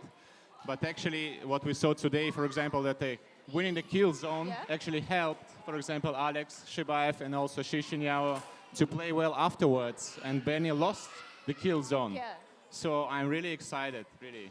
That's a very interesting perspective. So Hina, Hayata, and Bernadette Szocs, obviously they're in their A game, top form right now. This is the final. Pressure is definitely on them now. So do you think they can handle it? Well, I mean, it's so intense today. Actually, when Mattias won his game and it came to 5th and 12th, I got nervous. Yeah. You know, really, I got really nervous because I knew that the next game will be so important. But now we have Bernadette and Hina. Well, Bernadette must win the first game. Yeah. And the second, and the third, of course. Yes, and but the fourth. the first game, of course, is very important. I think if Hina manages to win the first game, it will be basically, I mean, it will be almost impossible for Team Persson to win. But we will see. Thank you very much, Vladimir. Jorgen Roskov, do you have a different perspective here? Do you think Bernadette can possibly bring it back? She's the champion, so she can bring it back for sure. She has self-confidence, and as Vladi said, first set is very important. Yeah, it's not so easy to handle it, but she can do it. So on the last note now, before I let both of you go, Team Persson versus Team Maze. Can the players do it? Who will win, you think? I think Team Maze, they will win it, yeah. But we will find out. Can Bernadette Szocs create a miracle once again? Well, ladies and gentlemen, please give it up for Hina, Hayata and Bernadette Szocs. This is the final matchup then for the team competition at T2.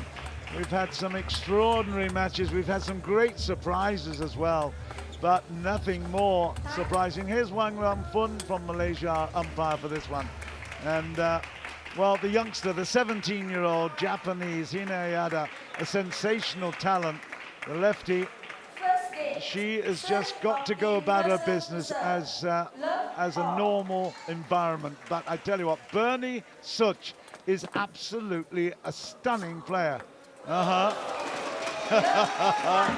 We're going to see moments of great television here because Bernadette wears her heart on her sleeves. Not that she's wearing any sleeves at the moment, but certainly she is very emotional. And you'll see her up and down. You heard what Rossi said just now about if Hayata actually wins his first game, it's all over for Persson. We'll see. Jill Parker's with me. She's been at the highest level in her day. We've also got Paul Drinkle, and of course they both know what pressure is like. What kind of pressure is on the youngster here, Jill? Well, she is a youngster, but she's been very successful this year. I mean, she's just won the Spanish Open in November, and she beat Jiang in the final 4-3. So she's a great player for the future and very experienced, even at a young age. But there's nothing that Bernadette Szocs is not capable of. She tells me that, so you've got to believe it, haven't you? Well, yeah, but then if you look at ranking, Hayata, she's 14 in the world, and Szocs is 57. But you know, she won the T2 singles final against the highly ranked Feng Tianwei, so you can't. Nope, you're absolutely right. Can't go by that. Of all the players that has benefited throughout the competition of T2, I believe Bernadette Szocs is the one that has benefited most from the continuous competition, the challenging competition all the time, the environment. She loves the limelight, so she's on television all the time. It's a fantastic opportunity for her to show how good she is. But that is all leveled at 4-all then at the moment. Well, I think, Paul, will you agree this T2 competition has been good for you as well, because you've had some fantastic wins? Absolutely, yeah, it's been great being at this high level throughout the season, and hopefully be back next year to play some more great games and get back into the Team League Championship. Great place to play. Right, well, it is Team Mays that are jumping for joy at the moment. And you have to say, with a shot like that, absolutely freedom of movement, but it's 5-all. And Bernie Szocs, I tell you, everyone doubted her ability.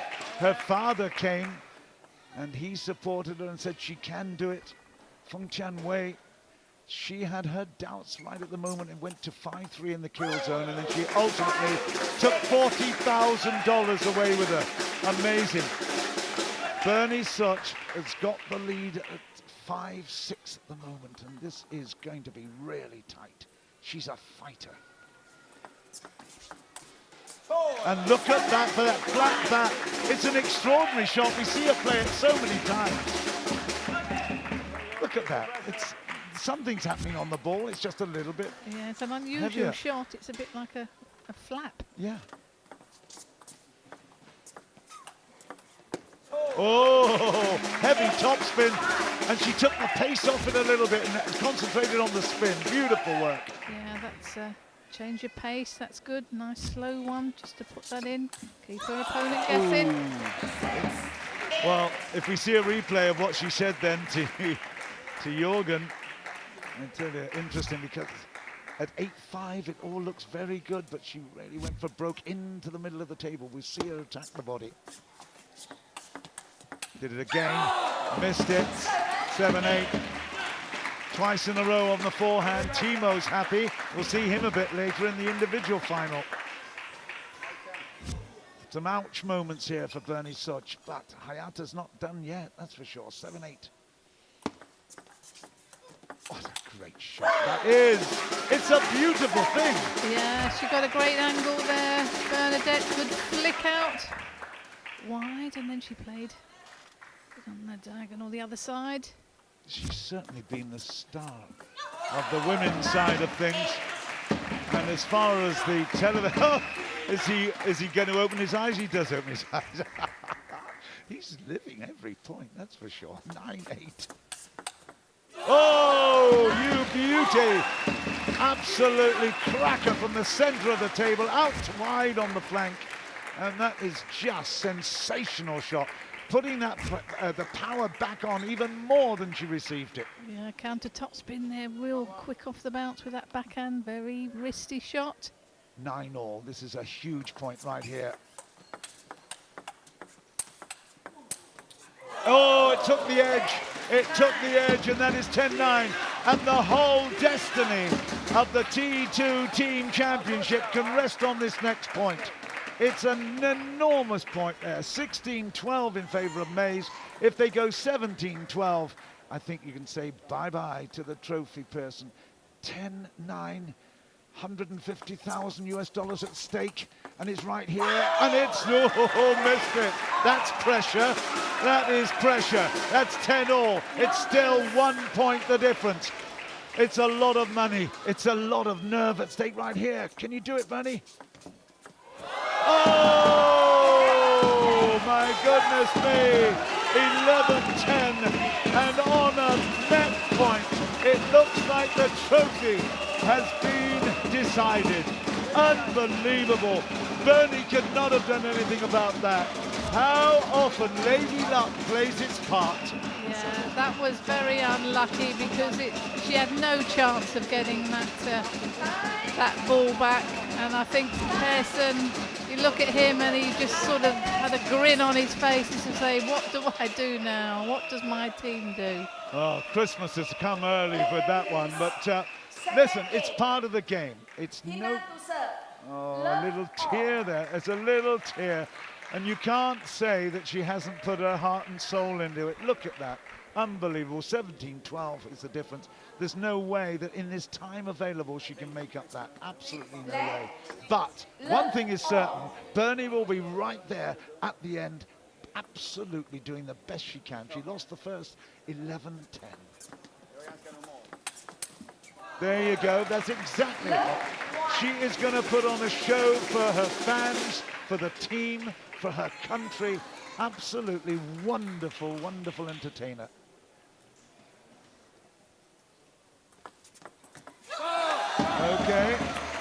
Not quite an air shot, but almost. Good serve that, Jill. Great service.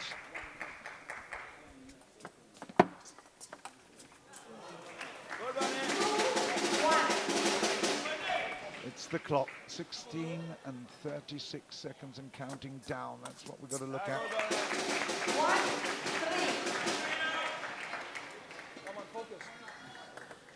What we need is for the 17-year-old now is to think that everything is done and dusted, don't we? We do. Oi. Oi. Yeah, she's still fighting. Oi. She's got the little scream happening now. That's what we want to see. We want to see some good rallies now, some good table tennis. It is excellent television. Look at that. That's that shot we've seen, followed up with another brilliant forehand. I tell you what, she is Miss Table Tennis at the moment. Look at that. Absolutely extraordinary. If you want great TV, Bernie's going to deliver. 5-1. There you go. It's easy, isn't it, this game? What do you reckon, Paul?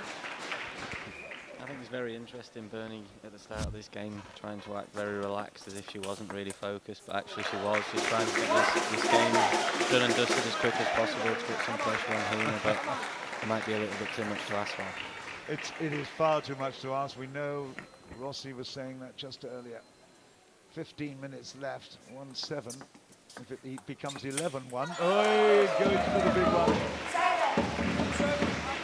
All those guys on Team Maze at the moment, they all know that they've got a very, very good Christmas ahead of them in terms of the rewards, that's for sure. They know it. Look at them.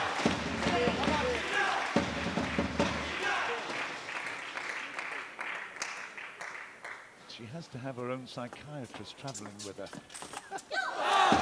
It's amazing, isn't it? Bernie is so hot and cold with everything she does, but it's absolutely wonderful TV. Here she is once again with the service, 7-4. Missed that one. Oh dear.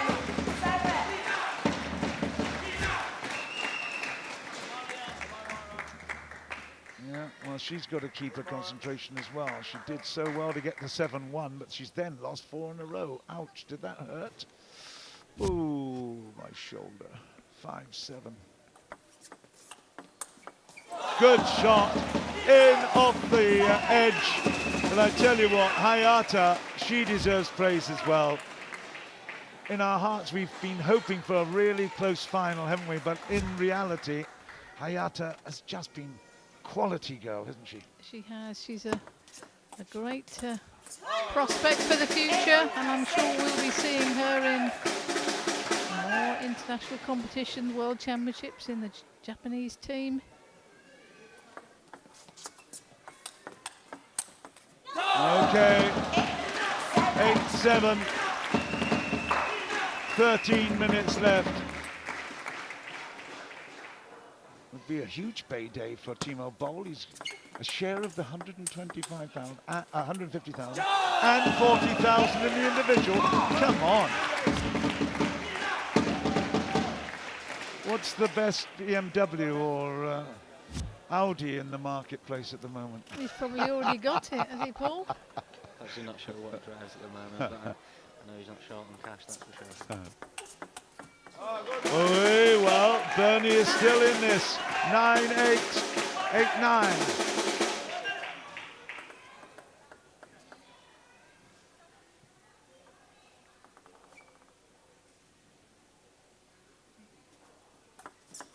Oh, unbelievable service.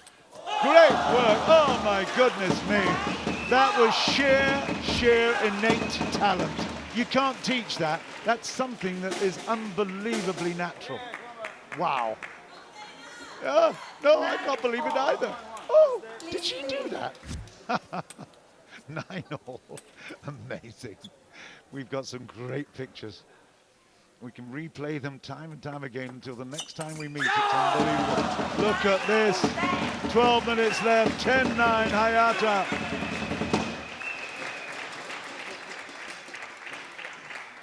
Bernie will serve, but Hayata We'll have last laugh if she comes in with this one. She's missed it, 10-all. There's still one more point required. Hayata will serve it.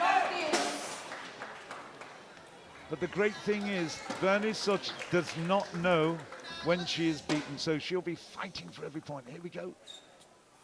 This is for 3-love. She's missed it. 11-10. Arigato gozaimasu. Japan have done the job, and look at Team Mays. We've still got more table tennis to come, but that is it. The team championship has been decided, and I'll leave it to Jill and Paul to talk about it at the moment.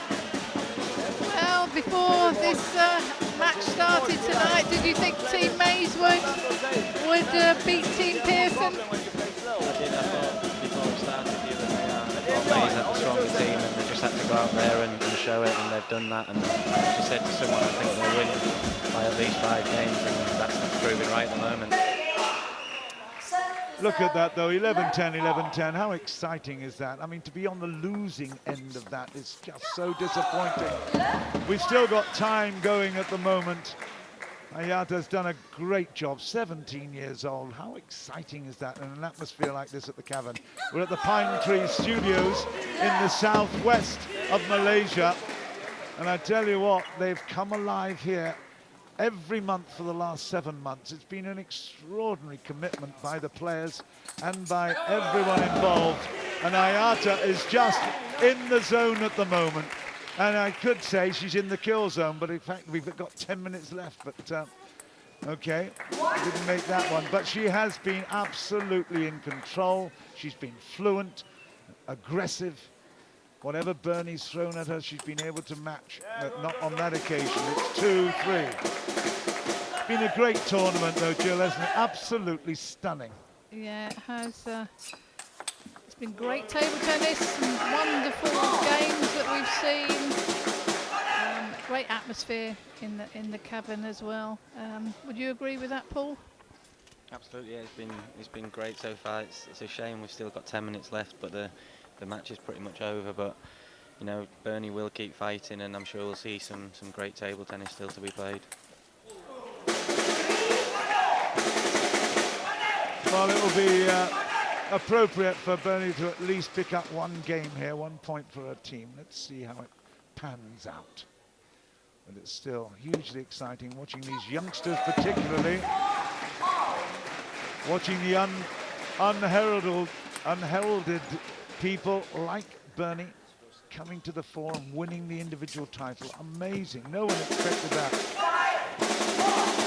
We've all heard what a talent Hayata is. We all know about her talent. So we expected her to do really, really well here. But Team Mays, well, he's had the luck on his side, no doubt about that.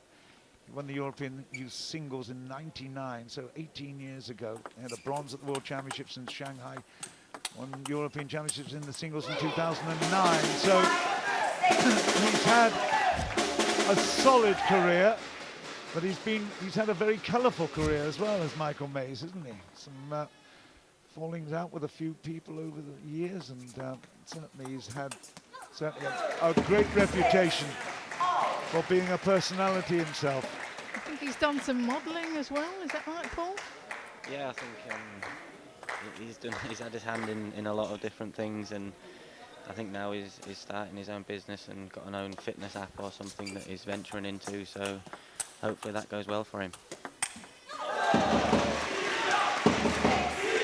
It's always difficult with a table tennis player once their career is finished. You know, what are they going to do, you know, to earn a living for the rest of their lives? It is hard, isn't it, unless you've got something in place already. Well, I know, Jill, that poor Drinkle has got media in mind. He's a broadcaster, as of now. Good to see you, Paul. Good to hear you. It's really great to have expert opinions in an area that is actually, it looks easy, but it is quite challenging. Anyway, we've got just under 8 minutes left. Hayata has got an 8-7 lead. It's tough for Bernie to get herself really, really up for this, but she will be fighting, that's for sure. She misses that one. 7-9. Hina Hayata. It's from Kitakyushu in Fukuoka, the prefecture. She's come a long way. 14th in the world rankings and has really made amazing strides. That is it, 11-7, there's still time to go. We could be looking at 5. It's 4-love at the moment in favor of Hayata. And really there's not much you can say about Michael Mays except he's a very happy chappy. He could put on the Father Christmas outfit right now and convince the world, couldn't he? But then, you know, Persson talking to Bernie, you know, probably saying to her, come on, you know, keep going, keep fighting, just do your best. Yeah, well, the sponsors have done a great job here, of course. T-Bar as well, really, really supported. Seamaster, of course, we've got them right in the center of the table. And of course, Feng Ji, the originator and the guy that has really conceived this whole project, is being congratulated as we come towards the finals moments of this T2 event. Everyone has been involved for a whole year trying to set this up, and it's come to its culmination today.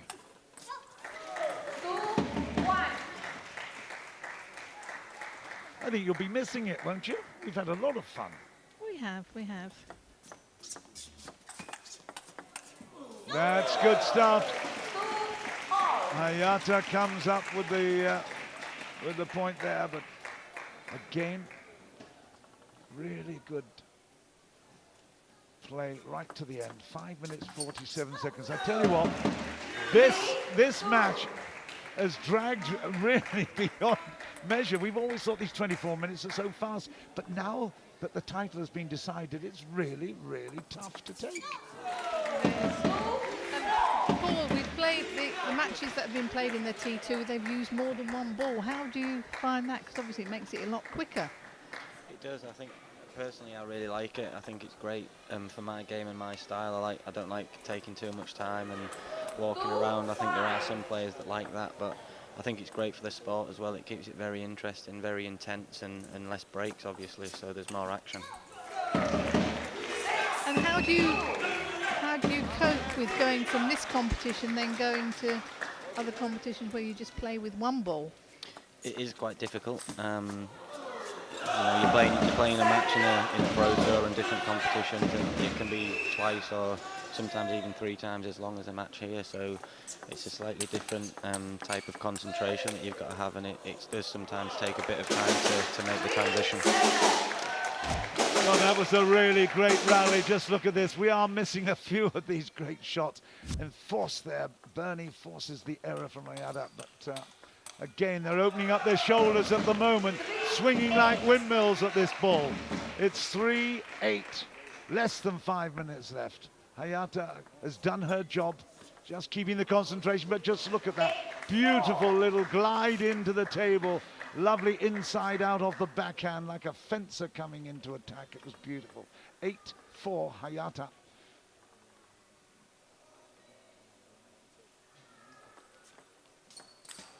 What's been the highlight of your life, Paul, in terms of your table tennis existence? I've got lots of little things down here. Gold medal in the mixed doubles in Glasgow in 14 at the Commonwealth Games. You'll be going down for the Commonwealths in Gold Coast.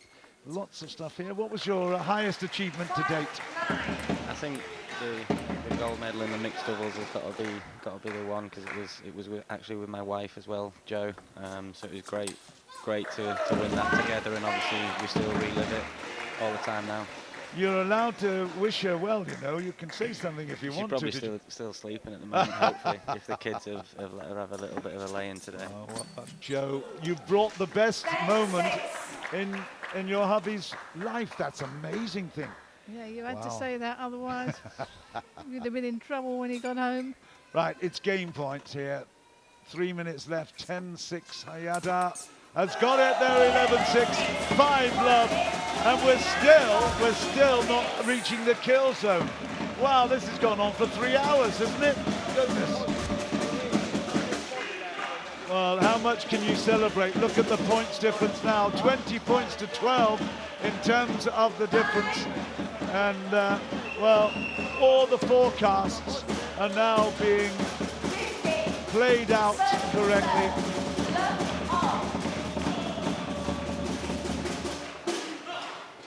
Now, Bernie will not want to play this back again. She'll be thinking about yesterday when she won the individual tournament. But this is a bit of a nightmare for her, despite the fact that she's still working so hard.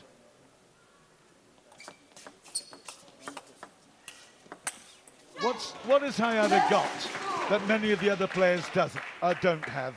I mean, she's got such great rhythm and style, isn't she? She has. I think she's got fantastic serves, and she's very quick around the table. Her footwork, I think, is one of the best in the women's games, and I think all the young Japanese are really working on that, and they're really taking over table tennis, and it'll be great to see these players in the future. Because they've got a wealth of young players coming through, haven't they? And I suppose with Tokyo 2020, they'll have a wealth of players to choose from. Yeah. It's a fantastic Olympics to look forward to. All my times working in Japan, one of my favorite places to work. Look at that for an attempt. Bernie smiles. She's not jumping around with joy because there's nothing to be really, really joyful about. But that is fantastic table tennis. Great stuff. But Tokyo is going to be something very, very special. Really looking forward to that. Everything is efficient. Everyone will be absolutely ready for it. The facilities will be brilliant. The players will be looked after. It will be stunning. Bernie could take the last point here. So when we go down to 0-0 on the clock, you can see there, it will be the end of the contest. And let's just hope it's Bernie that's got the big score. She will have it here. Hayata's not naturally charitable, and I'm sure she's playing for every point now, but with less than 1 minute, she's going to be giving up one of those games, that's for sure. Whatever the score is, without the time clock there, will be the score of the game.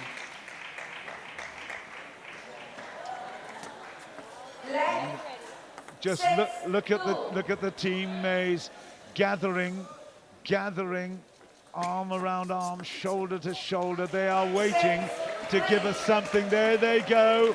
They are absolutely wrapped in this. $150,000 worth, US dollars worth of celebration coming up.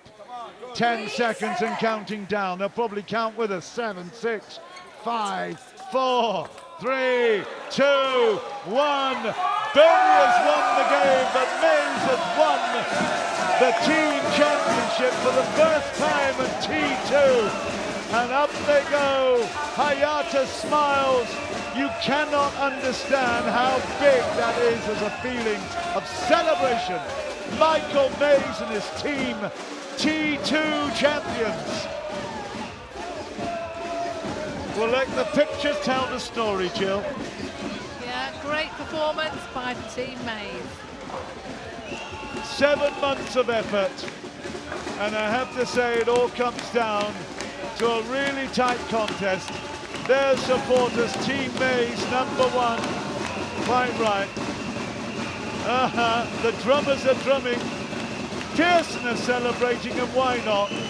It's been an extraordinary contest. I know Paul Drinkler has said it before, he's never been part of such a table tennis festival. Let's have a look at the highlights of that last match. But Paul, just tell us what your feelings and emotion have been part of this T2 celebration. It's been a great season, and it's been great to be part of it. And I think it's really come to a great end here, and I think Team Mays have earned the win and the victory. I think obviously throughout the year they've been the strongest. They finished top of the table out of the group stage, and now they've gone on to win it. You have told us that you feel you have benefited from this particular competition. Is that in reality? Have your results actually benefited the same way in other competitions? Yeah, definitely. I think after round 1 I went to the Australian Open and managed to get to the semi-final, and it was directly after playing in the first T2 and flying straight to the Australian Open, so it was great. Right, well, look, you can't deny that the celebration continues. It's absolutely fantastic. Teammates have done it. Hayata's done it. Bernie will be a little bit disappointed, but there's no doubt at all. It was a brilliant performance, Hayata. Team May's victorious, and I know that we are going over now to Jun with an interview right now. Here she goes in a couple of seconds now. Absolutely brilliant tournament. Team Mays have won it. Team championship of the inaugural season of T2 APAC goes to Team Mays, but Team Persson and Jorgen Persson and his entire team put up a fantastic fight here in the final. Tell us about the summary of today's final battle and your entire season here in T2 APAC, Jorgen. I think I start first. I want to congratulate Team Mays. Yeah, they have been fantastic the whole season, and they are the number ones. Yeah, so first, I mean, all my team wants to congratulate them. Yeah. So we put up to a good fight. We were down when we came into this last day, 10-7, and we knew we have to win maybe 2 Killzone games. We only won 1, but then we came back with we were back only 2 behind. Yeah, so we didn't get close to them. Only 2 sets behind. Yeah, so the goal was to get level or come 1 set behind. Yeah, and then of course last match Bernie, 4 sets down. She must win 4. It's not so easy, and she's playing against Hayata, who played a very nice game and very good. Yeah. So, but the whole season I'm very happy with. Have been a fantastic travel list with T2. All the fans, all the workers, all the stuff, everything. And especially have been very fun to work with my team, yeah. So now we have a goal for next season. We have to be number 1. Then now we started as number 2, like T2. Next one we go for number 1 spot. And especially thanks to all the fans which are here today. And also I want to wish you all a Merry Christmas and a Happy New Year from Team Persson. Thank you so much, Jorgen Persson, for your entire contribution here in this league. And thank you for you, Jun. You have done a perfect job. Thank you. I appreciate it. Thank you so much, Jorgen Persson. And of course, the man of the moment right now, Michael Mays, leading his entire team. Team Mays to victory here. Team championship goes to them. $150,000 US in the back. Congratulations, Michael. How proud are you of your entire team today? No, I've been proud of my team since day one. I mean, we have a fantastic team spirit in our team, and it's just amazing working with these guys. And it's been a personally a very big experience for me as well as a coach and a captain. I mean, I've learned a lot from the players, and I'm just very happy that we won today. I think we deserve it. If you look throughout the whole season, and again, I mean, my players today, it's not so difficult to be a captain when you have such a player in your players in your team. So yeah, big thanks to them. They did it. Yes, they did indeed. So this has got to be, you know, the best way for you to end your season here in T2 APAC as champion, as team champion, and for yourself as team captain. So the overall season for you, you know, do you have anything to say perhaps to the fans, to T2? No, I mean, first of all, I will like to say thanks to the fans, especially the fans in the hall, but also the fans who are watching at home. It's very, very important. Our sports live from the fans we have around the world, so it's very important. And next, I would like to say thanks to T2. It's been a fantastic experience, and I'm grateful that hopefully I will be back next season. We look forward to seeing you and having you back again. Congratulations, Michael Mays, the amazing team, winner of Team Mays. Next up, we move into the 3rd and 4th placing match of the men's championship, which will make way for the climax. We will find out who will be men's champions, so don't go anywhere.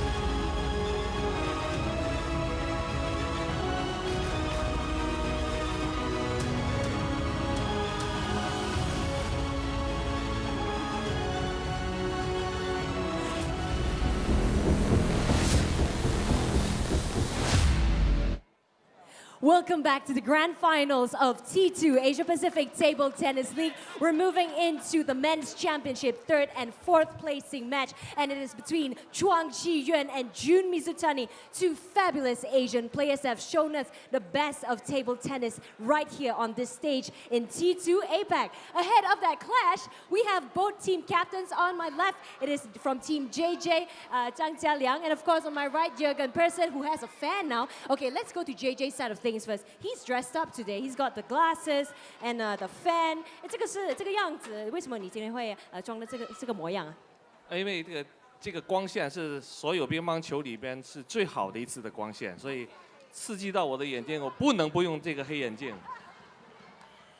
Too bright, he says. Too bright. Yeah, yeah, it's the best T2 light. Yeah, yeah. OK， 我让他拿着这个扇子，因为他这个在中国这个有生意。You has the business in China, so you learn some Chinese, talk Chinese by okay? Okay, good. Okay. Jorgen Persson, your boy, Jun Mizutani is coming on here.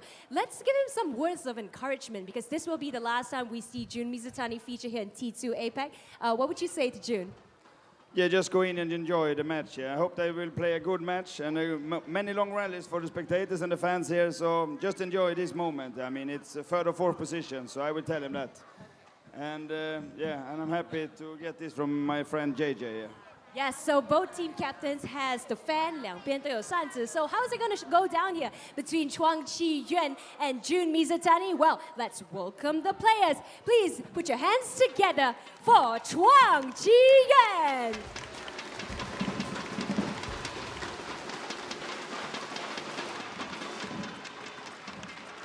CHUANG Chih-Yuan from Team JJ, ladies and gentlemen. His opponent today, it's going to be a good one. It's from Japan, from Team Persson, Jun Mizutani.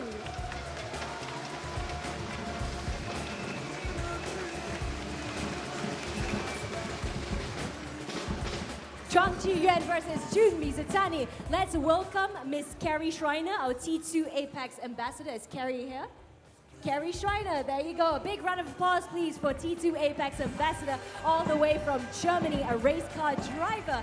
She's our ambassador today, and she will be conducting a round, a round of coin toss. So on this coin, there is red and there's blue. Carrie, come on over here. Yep. Okay, let's allow Chih-Yuan to pick a color, red or blue? Red for Chih-Yuan. It's blue, so Jun Mizutani to serve. All the best, gentlemen. Enjoy your match. Wish you all good luck. Ladies and gentlemen, men's championship, third and fourth placing starts now. Right, well, we're in the singles stage now. Again, team has been complete. And there we go, CHUANG Chih-Yuan. And against Jun Mizutani, this is the against Timo Boll in the semi-final, of course, and that was an extraordinary matchup. But CHUANG is a fabulous player. He has been so dominant in many areas of the game. The boy from Karlsson, we'll see whether or not he can match up with Jun Mizutani, who's one of the most flamboyant players on the circuit. Here he is, the left-hander who has something very special. Some players have got character, others have got charisma, others have got unbelievable talent and can succeed. I think Jun Mizutani's got all of those, hasn't he? He has, yes. He's a great player to watch, but his expressions on his face, I mean, it looks as though he's always smiling. There you go, there's CHUANG has actually won the last time that they met in round 2 and round 4. Victories there, but I tell you what, Jun Mizutani has got unbelievable character and he knows how to fight. Ranked 13 in the world, CHUANG Chih-Yuan, and at 36 years old, I think he was only, what, a month old. Was he a month younger than Timo Boll? I think he was, but Jun Mizutani still in his 20s, 28 now, but we seem to have grown up with him. He's been fantastic over his lifetime. Wang Luenfun is going to be our umpire. We've got the full 24 minutes, but if it gets down below 2 minutes and there's still time to play, we'll have the kill zone as well. But we'll explain if that happens a little bit later. Jun Mizutani has got an extraordinary ability to get shots back from all parts of the table. Let's have a look at it.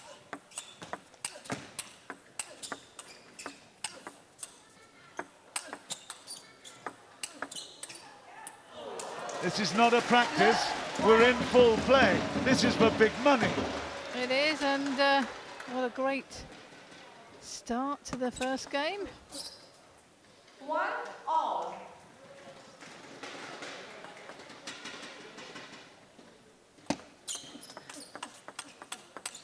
Oh, that is unbelievable.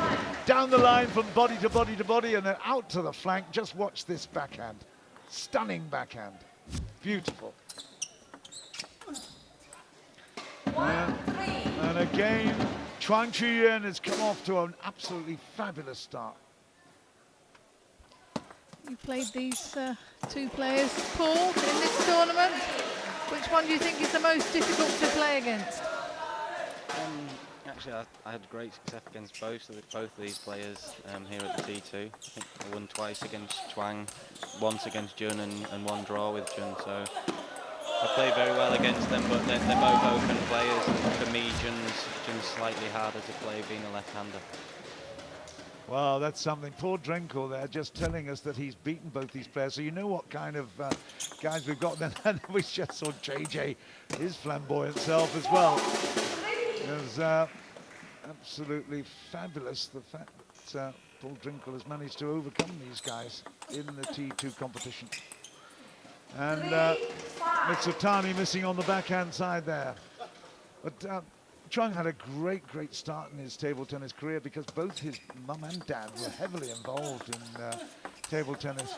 National representatives from way back, so he really didn't have much choice. No, he didn't, and his mother was one of the national coaches, and she was often seen in his corner at ITTF tournaments. Let's put it this way, he was never going to be a trumpet player in his life, you was he? never know, you never know. Well, we've got a musician, actually. Bernie Szocs' dad is a professional musician. He's here this week, so you never know. You're absolutely right. Yeah, he plays the keyboard and he sings at weddings. So. There you go. Yeah, we talked about colourful crowds. Well, we've got them here. Oh, you beauty! The crowd got into that one. We are talking about the third, fourth placement, but there's a lot of money at stake even so. And obviously the prestige of getting into the top frame in the T2 competition, very important. Look at Jun go, got the edge there, down the middle and leveled it up at 6-all. It's exciting to watch, Jill, isn't it? Yeah, good table tennis. I think the fans like to see someone hitting the ball hard and someone ballooning it, defence back at them.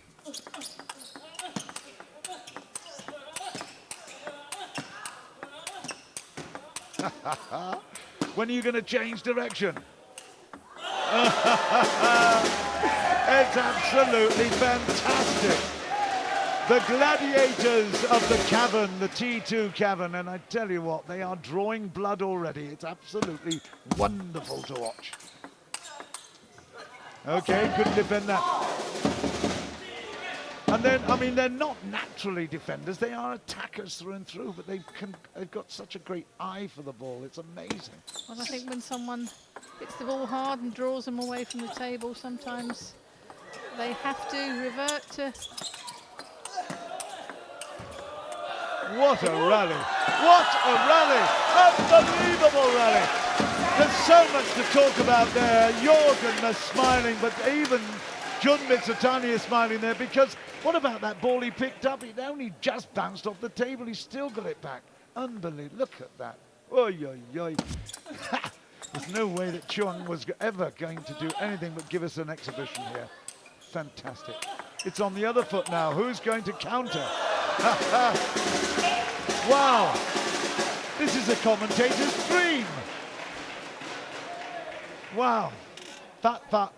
8-8. Lucky. Who for? MIZUTANI with the serve. Well, I think in the players' meeting that Jeff Chu had, he said, we want some exciting play. Have they delivered? Wow. In bucketfuls. Look at this.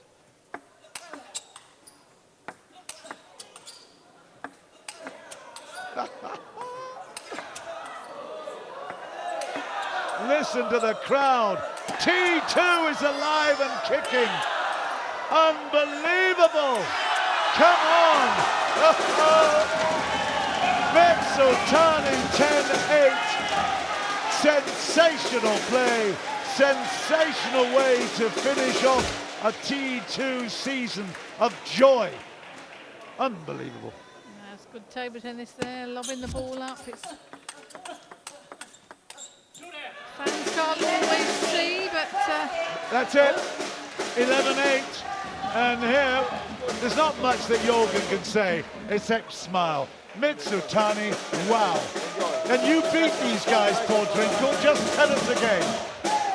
I did, yeah. I've had 4 fantastic matches against them, and as I said, they've both got very open games, which makes for very exciting matches. But okay, it looks partly exhibition at the moment, but I tell you, that's for real. That's real heart, isn't it? And skill level, unbelievable. Yeah, they've played some fantastic rallies and managed to get a lot of balls on the table. Still going, I love this angle. Oh, Chuang, you beauty. Great angle there. Counter top spin. And then straight down the line. Oh, he's done it again with the backhand. Do you know what? I'm very relieved we've got some super slow-mo as well, because without that, there you go. Without that, we haven't a clue where the ball's going. Even when it's slow-mo, it's fast. Well, hey, listen, if we thought the team event was exciting, watch out. MIZUTANI is 1 up, but he's been blown away at the start of the second, that's for sure. Okay. Phew. Let's see if we can grab our breath. We got 16 minutes, just under 17 minutes left of this unbelievable mayhem on the table.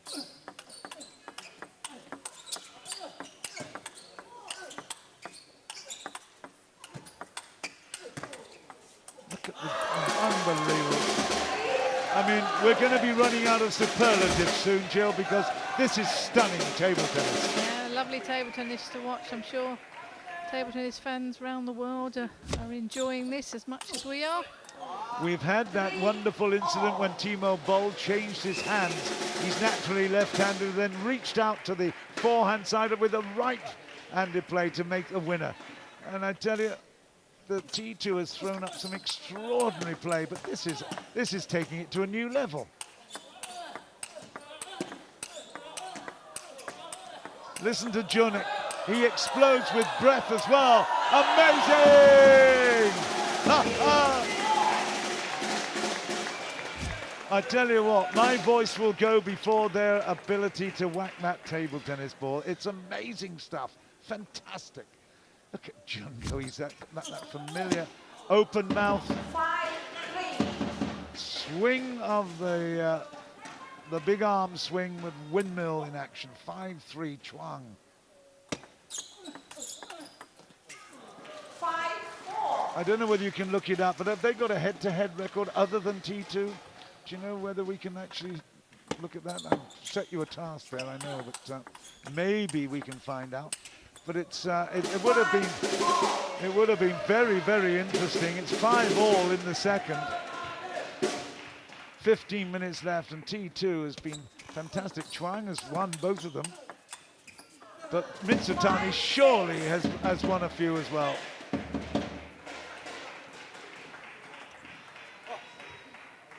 Start of 2007, MIZUTANI was out of the top 100 as an 18-year-old. Before the year end, he was up to 32. So can you imagine what strides he made forward as a late teenager? Quite extraordinary. 6-all at the moment, but they are both providing us with unbelievable entertainment. Look at this. Oh, 7-6. They're caressing the ball sometimes, and then on other times are absolutely thrashing it. 7-all. I tell you what, the crowd in T2 are being treated to something that they will want to see more of for many, many matches to come. It's superb. And of course, to follow this one, we've got Timo Boll. Boll versus Dimitrij Ovtcharov. Another cracking match in prospect.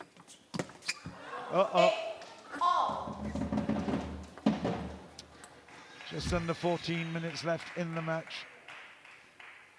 And a little bit of good fortune there for Chien-An. Here we go, into it again, attack and defender in action. Is he going to drop one short? Not exactly. Here we go, unbelievable. Chuang puts it in a position and he takes the pace off it. MIZUTANI can't actually control that one, so Chuang has got a 9-8 at the moment. Both reaching beautifully. Look at this. It's fantastic. Okay, this will level it up at 1-1 if Chuang picks up the next point right here. Magnificent entertainment in any sport. If you get this kind, a fantastic skill level, you've got to be happy. MIZUTANI going for broke here. Big, big hits. Chuang just able to frustrate him a little bit. Look at that counter drive as well. It's all going off here in the cavern. Unbelievable point here for Chuang to take the game. Look at this. Who wants to see table tennis at its best? There it goes. 9-10. Paul Drinkle. Paul Drinkle, who beat both of these guys, raised his hand in triumph there. Come on, Paul. What do you feel? I think it's a very exciting match. They're both definitely putting on a show here, and it's some great table tennis on show. 10-all. Chuang a little bit disappointed with that after all the effort. They're both sweating bucketfuls. 10-all. MIZUTANI could go to a 2-love. Leading games, he's missed it, and that is Chuang 11-10, and that is 1-all in games. Wow, a little bit of shaky, but look at JJ, he is loving it. Well, not much you can say except superb.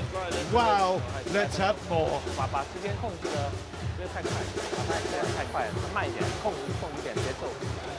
You see, it takes you guys, you top players, to really think there's nothing out of the ordinary here, huh? It's me that gets so excited, a non-player. I am absolutely bowled over by this talent.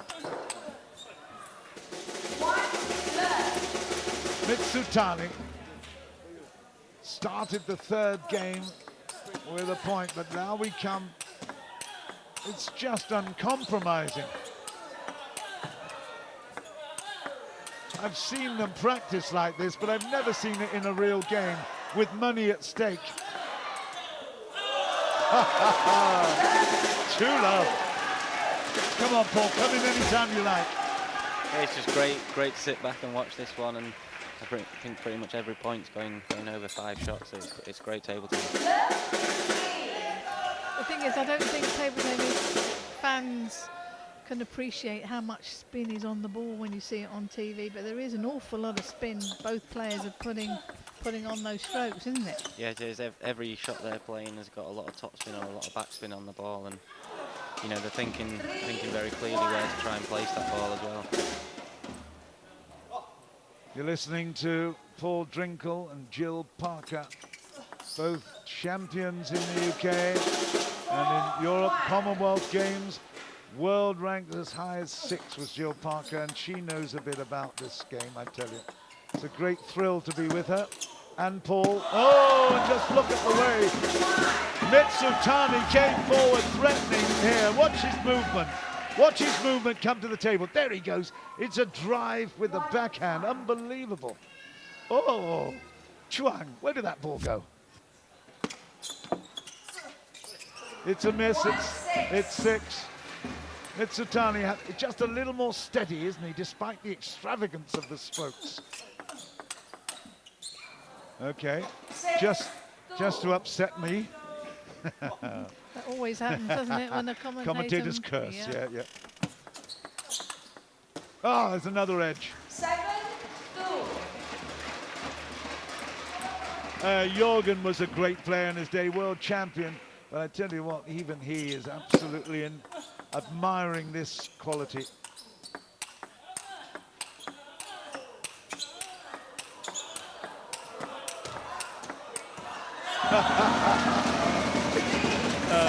Dear.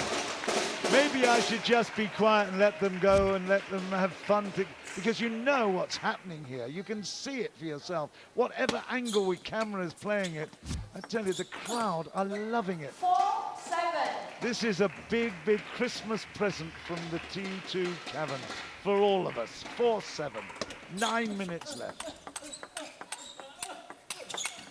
Oy. 7-5. So you've had a long season, Paul. Are you looking forward to having a rest at Christmas time? Yeah, definitely. Looking forward to Christmas dinner. Some family time at home, and then straight back into it in January, and looking forward to the Commonwealth Games. It's one of the things that people don't realize, appreciate so much. They see you taking on the glory from the TV side of things, but it is a very, very difficult job a touring pro has. You've not only got to be on form all the time, but forsaking the family, the people you love all the time is even bigger challenge, isn't it? Yeah, it is. It's very difficult traveling all the time. Probably most of my life been traveling around, living in hotels and living out of bags, but that's the lifestyle. And you know, obviously playing events like the T2 is a big sacrifice, but it's obviously one that's worth it. It's a big thrill for us to see you guys here, I tell you, something very special. 6-9 at the moment. CHUANG putting on the attack, the big, big forehand. It had to happen sometime. It's a game of poker here, isn't it? Who's going to twist? Who's going to now? Oh, there's go. I'll raise you.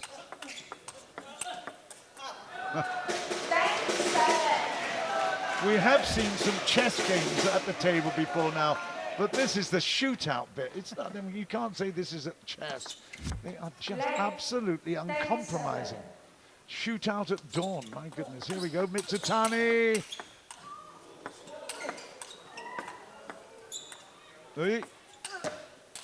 Oh, that's the highest today.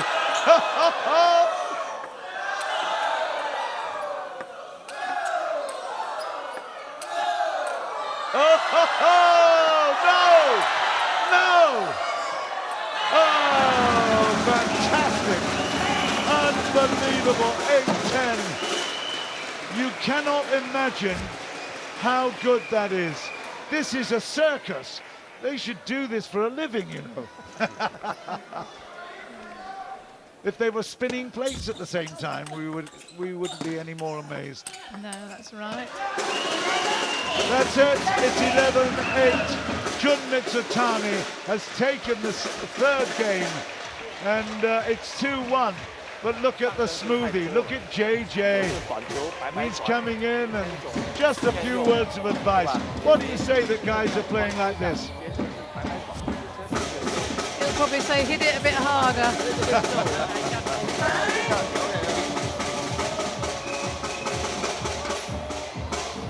He's wearing a smile because he knows that he's entertaining the world in the most wonderful and appropriate way in a sport that he loves, or they love, and they are doing everything to improve the sports image. It is something sensational.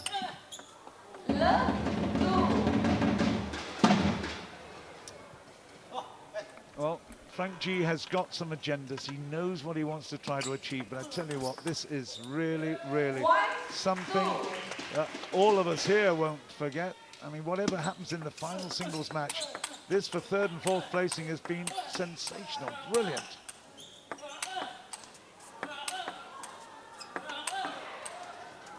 Just missed, 2-all. It is Jun MIZUTANI shouting out. And just out from a technical perspective, does he get extra power from that exclamation of breath? What's the big deal about that, Paul? I think a lot of the time it's just habit, but sometimes it helps with the timing of things, the bounce of the ball and the grunting that you do. But you know, a lot of players do it, and I try not to do it, but a lot of players seem to do that, and I guess it does help them in some way. We'll probably see Ovtcharov do it in the final. Absolutely, yeah. Ovtcharov is probably one of the biggest grunters in the game. Well, that's coming up after this one. 4 minutes of this one left, though. Still some great entertainment. Do you know what? Mizutani's the kind of character that will allow Chuang to get to 2-all and then play the kill and give us entertainment right up to the end. Chuang doesn't smile much, but I tell you what, he's buzzing inside at the moment. He's loving this.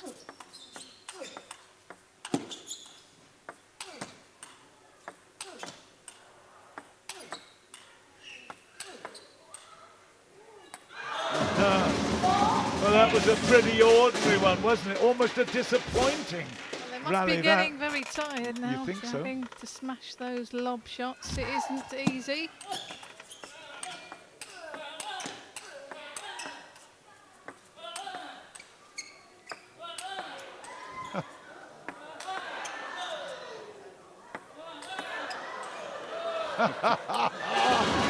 It's 5-6.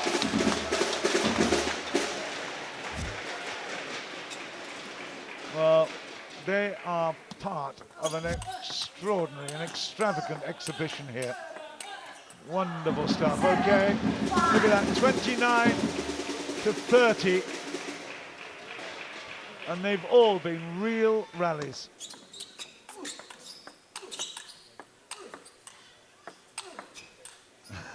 Mizutani stepping back a little bit further each time, trying to find the error. He does it.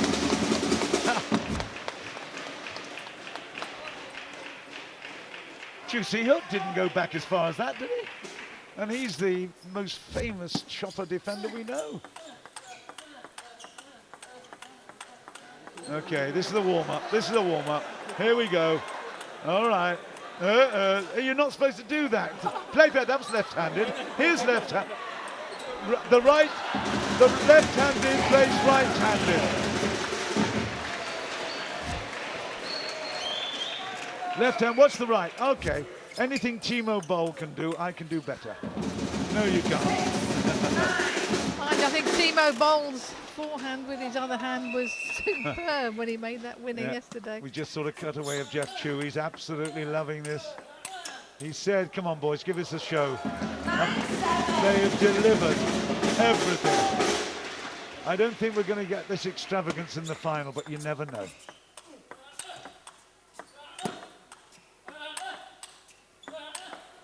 One minute, 50 seconds and counting down. Okay, here we go. Yeah. Climb on the table, go on.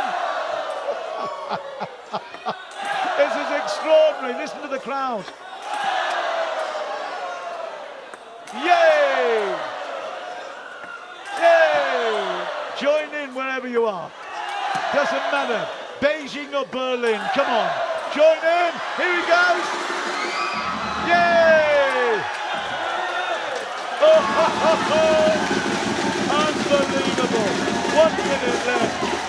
Mizutani, sensational. Chuang, part of the exhibition. Here we go. Quicker. And at last, Chuang smiles. Amazing.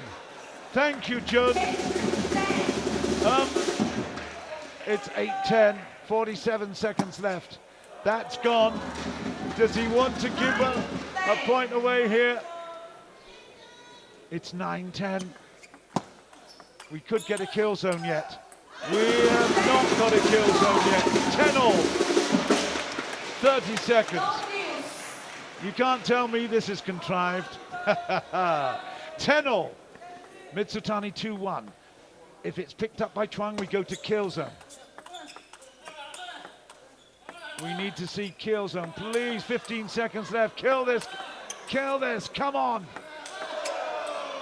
9 seconds.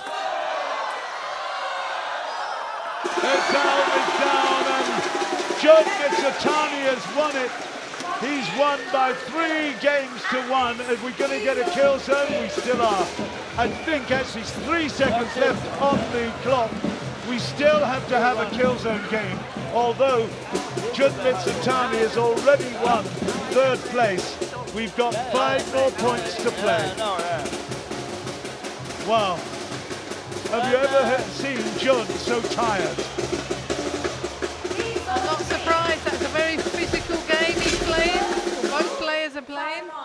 Kill zone to finish. Jun will serve it. 5 points is the target.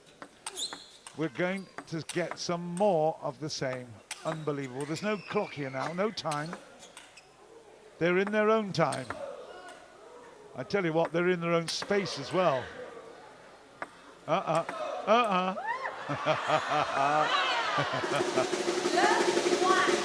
great thing is they're playing along with each other. That is absolutely fabulous. This is not normal table tennis, I hasten to add.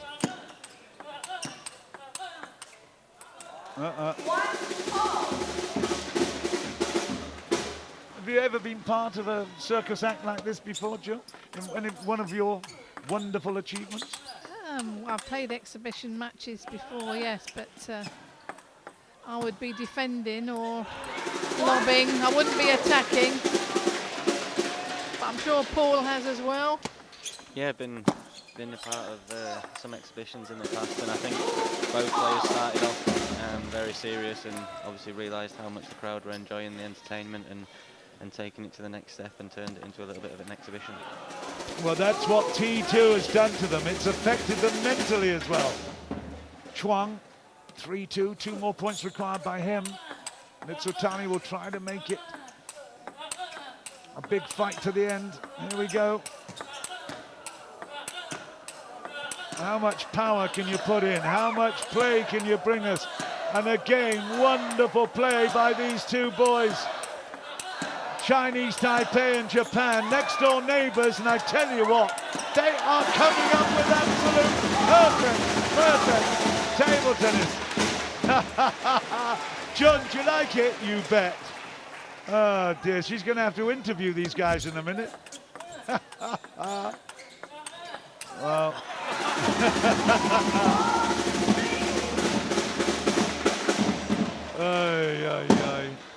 Chuang, 4-3. He's got game point here for the kill zone. Let's have one final moment then of excitement. That's for all. And now, one last point for these fabulous athletes, CHUANG Chih-Yuan and Jun MIZUTANI, to be memorable forever. Absolutely stunning. The crowd will say, I was there when.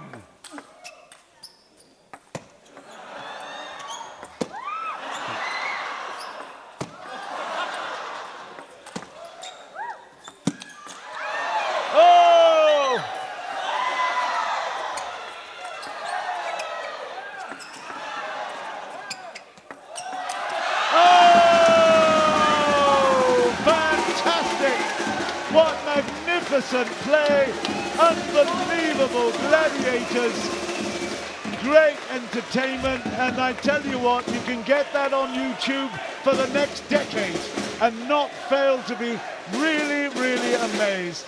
That was stunning. Thank you, T2. Thank you, CHUANG Chih-Yuan and Jun MIZUTANI. We will never see better exhibition than that. There you go. It's almost immaterial who won that one.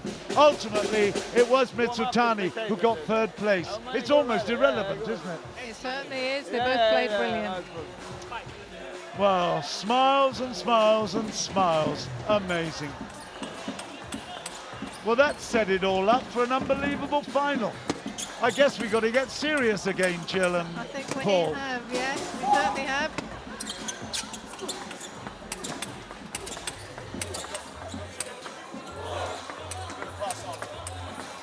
Well, that was absolutely stunning. We see the highlights of this. How many highlights were there? We had Jun MIZUTANI running around the table to play. Look at this. There he goes, there he goes. Oh, and then he still gets it back, and then he didn't quite make the next shot, and that really, really killed him. This is fabulous, and look at that. That's the final point of the kill zone game. Right, let's have a look at the stats. They're almost irrelevant as well. It was camaraderie of the highest order. CHUANG Chih-Yuan, okay, he was loser by 41-48. MIZUTANI was the winner of the third place here at T2. Let's go and chat to them with Jun. Oh my goodness me, that match not just fit for a final, but the entertainment value, I tell you, is one of the best we've ever seen here on this table tennis world stage. So let's get CHUANG Chih-Yuan's side of things first. 面对 Jun 在这个场合里面，你的感觉如何？对我们来讲，我们看了很爽，所以你呢？就是观众如果喜欢的话，我也会很开心的。所以整个 T2 里面，打了一个比赛，我们已经来到尾声了。所以你有什么东西要跟我们分享吗？在这里打了6个月、7个月。还是很感谢 T2 这个团队，让我们有这个平台跟各位观众去交流，然后甚至全世界。那我是很开心在这边就是打球，然后展现自己的一切技术。谢谢 T2， 谢谢大家。Thank you, CHUANG Chih-Yuan. He gave us one of the best performances here in this T2 APAC stage for his 7 months here and his contribution in T2 APAC. He enjoyed that match very much against Jun MIZUTANI. You are our bronze medalist. Congratulations on being bronze medalist of the men's championship. Wow, that match was so amazing. I was on the edge of my seat and actually I was screaming nonstop. It was amazing. How did you do it? Yeah, I hope audience enjoy this our match. We did. Yes. Okay, so T2, it's come to an end for you. Bronze medalist, it's a great achievement. So what would you like to share with us in this entire season here in T2? Yes, it was a very hard season, but I enjoyed very much and one of the best league in the world, and I'm happy to take a bronze medal. And we are so happy to have you perform for us for the last time this season here. Bronze medalist Jun MIZUTANI.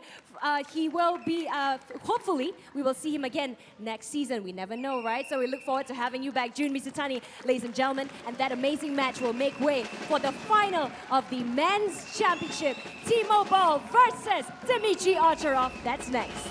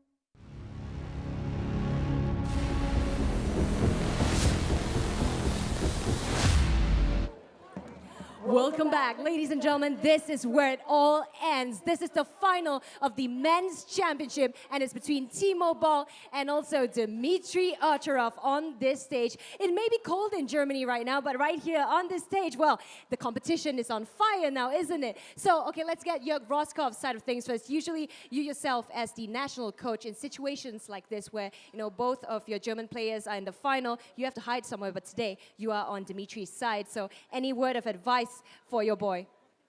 Yeah, normally I sit somewhere, but not on the bench. So this is first time that I sit here. So something new for me also. But okay, they played in the last months quite a lot and really important match. So this will be again a final.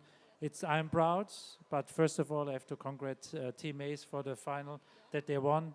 So best team won. And yeah, in the end we will see the big final. strong players are in the final. We are sitting there and we enjoy. Absolutely. So we've already seen Timo and Dimitrij meet in the International World Tours, and they've had a fantastic season so far in 2017. So today, here in T2 APAC, what will give them the edge? You know, who will take it home and how? Who? I hope Dima, but it's always a close game between both because they know each other well. But from the tactics side, it's quite important. At the start, it's important, but okay, it will be that the ball will come to the backhand from Timo's side, but in the end, he has to fix this one. Yeah. Thank you very much, Jörg Roskopf. For sure, the trophy will be heading back to Germany.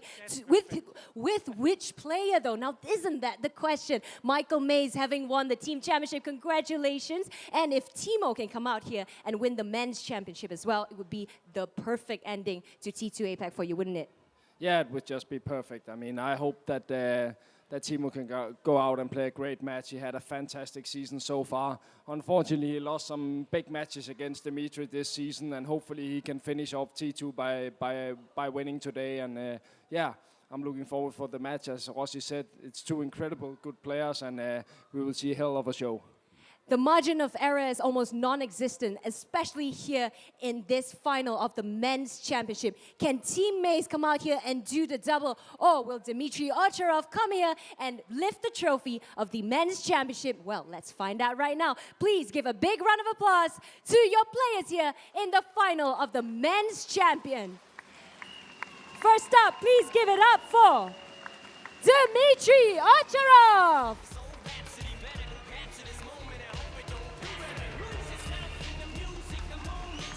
Dimitrij Ovtcharov, world number 3 from Germany, from Team Rossi. His opponent today, one of the best ever from Germany, Timo Boll.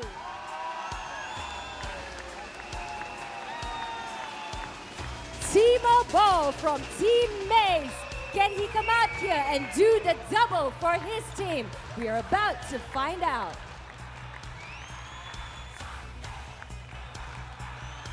All right, let's get Carrie Schreiner out here. I feel like Michael, we're outnumbered because you're the only Dane, I'm the only Malaysian, and then we have 4 Germans on this stage. Let's get Carrie Schreiner to come here. Yep, Carrie, we need you. All right, for the coin toss now. Let's begin. Ooh, careful, my darling. That was a close one. Okay, let's get the coin. It's red or black. Let's allow Timo to pick a color. Rot oder schwarz? Rot, red. It's black, so Dimitrij to serve. Thank you so much, Carrie. All the best, gentlemen.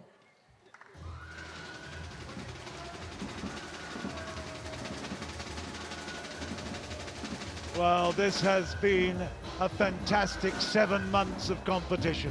We've now come to the final match, the men's individual final. 2 of the top players in the world really fighting out, and the legendary Timo Boll, there he is on the left at top of screen there, has been one of my favorite players ever. I remember seeing him in a team competition, the World Team Competition in Bremen many years ago, and thinking, wow, what a player and what a fan base he's got in Germany. He is something special. He's got a similar fan base in China, believe it or not. Dimitrij Ovtcharov started his life in Ukraine. He was born to a father, Mikhail, who was also a Soviet table tennis champion in 1982. They moved to Germany, and as a result of that family history and background, Dimitrij also became one of the top players in the world. He is very special. He's won the last time they met here, and then the first time they met, and the last time they met, they drew. Timo Boll, 37 now. I'm not absolutely certain that's right, because I think he's 36, to be quite honest. March the 8th, 1981. 7 years younger is Dimitrij Ovtcharov, and at rank 3, highest rank of 3, he is playing, actually is in the form of his life. And here is Winnie. She has been a great supporter, and we love you too, Winnie. And well, I know that I've got with me two great champions in their own right from different eras. Paul Drinkle, who's been in the T2 competition, is with us. But first of all, we give airtime to Jill Parker. Jill, what do you think? Well, these two players know each other so well. They play in the German team together, but Ovtcharov has beaten Boll on 2 occasions in big tournaments. That's the Men's World Cup, and he's also beat him recently in the German Open, and that was 4-3 in the final. That was very recently too. Right, well, look at that. Into the body. Ovtcharov, he moved away, bending his knees and moving away. Didn't think that ball was coming back, but Timo Boll had other ideas. 1-all. They know each other so well. They have been extraordinarily positive and loving this sport to almost distraction. Timo's got his father here, and he knows it's a big payday as well. He's going to pick up something like $25,000 from the team victory, $40,000 for the winner of this one. It could be a huge Weihnachten for Timo Boll. Ovtcharov picks up there. They are just on the right. Well, in fact, third from the left of screen was Timo's dad. And he actually worked for Pirelli all his life. So you imagine being in the tire business and having a son that wants to travel the world playing table tennis. An extraordinary achievement, really. His only son, I hasten to add. 3-all.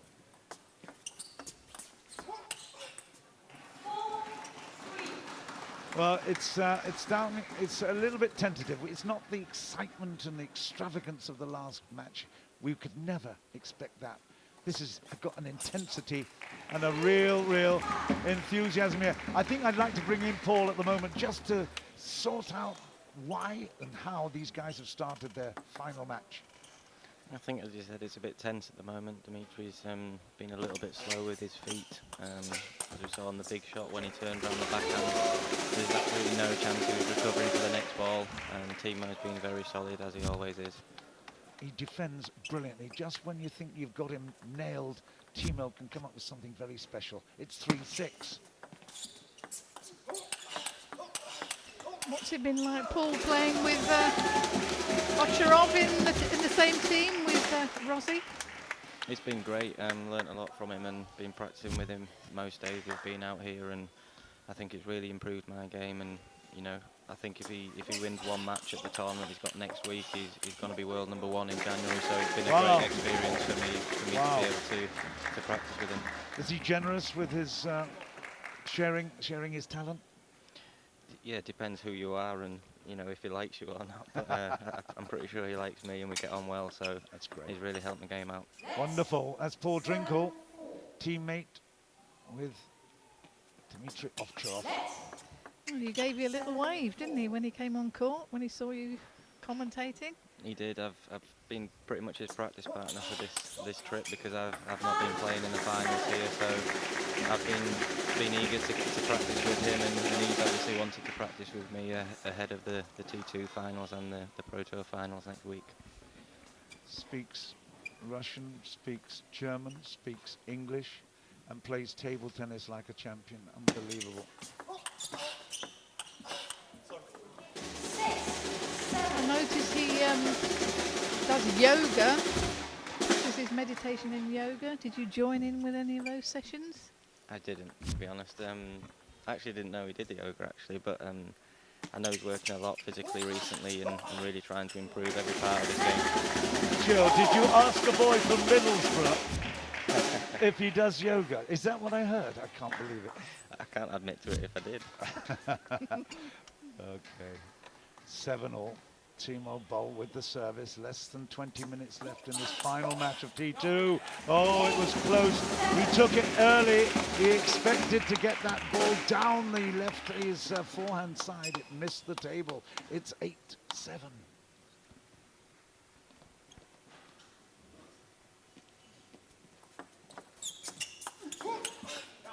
Oh, this is interesting. Timo Boll, well, he is such a great player and comeback But I tell you what, if he's in the lead, he's unbelievably tough to take off the pedestal. 7-8, 7-9.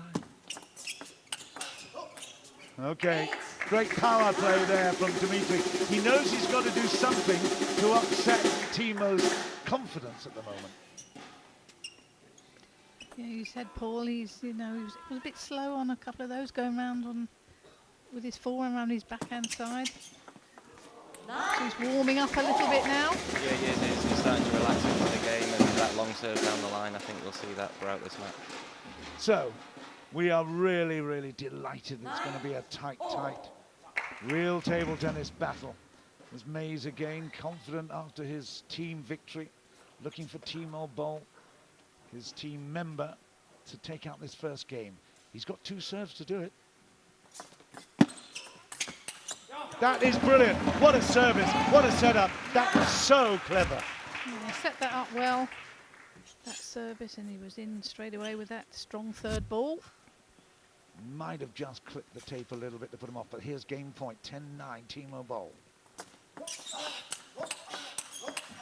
And he's got it, 11-9, right on cue. He won't be celebrating too much at the moment, but he knows that's so important. And there, the 2 dads, it's really incredible. Timo Boll's dad together with Bernie Szocs' dad, who was the winner of the women's singles title as well. Okay, up to you guys. Try to be aggressive. If you start to kill your backhand. 9-9. Go on.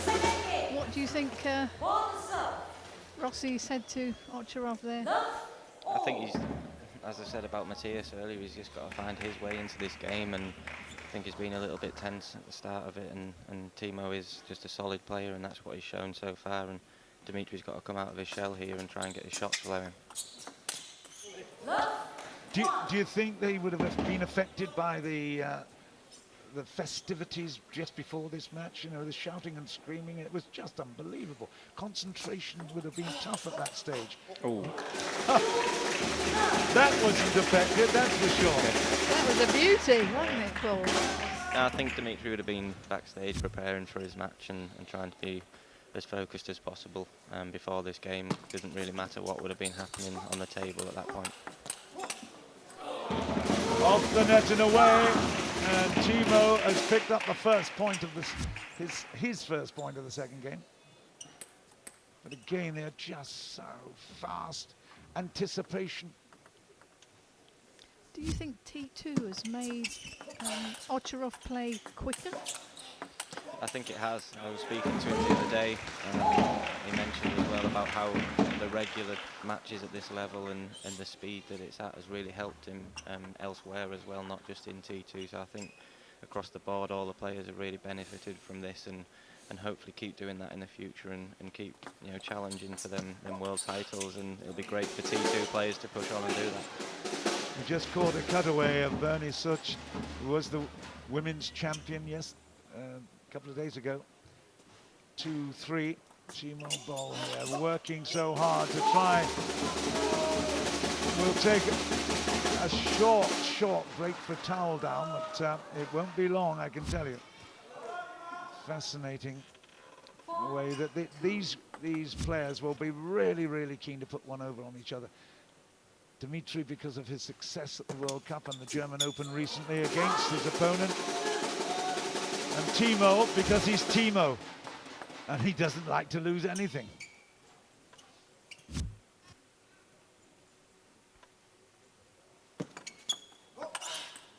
Missed. Consistency, that's the name of the game. Obviously, it's got to be so tight as well. You can't just give anything loose, so you're going to explore the edges of the table, that's for sure.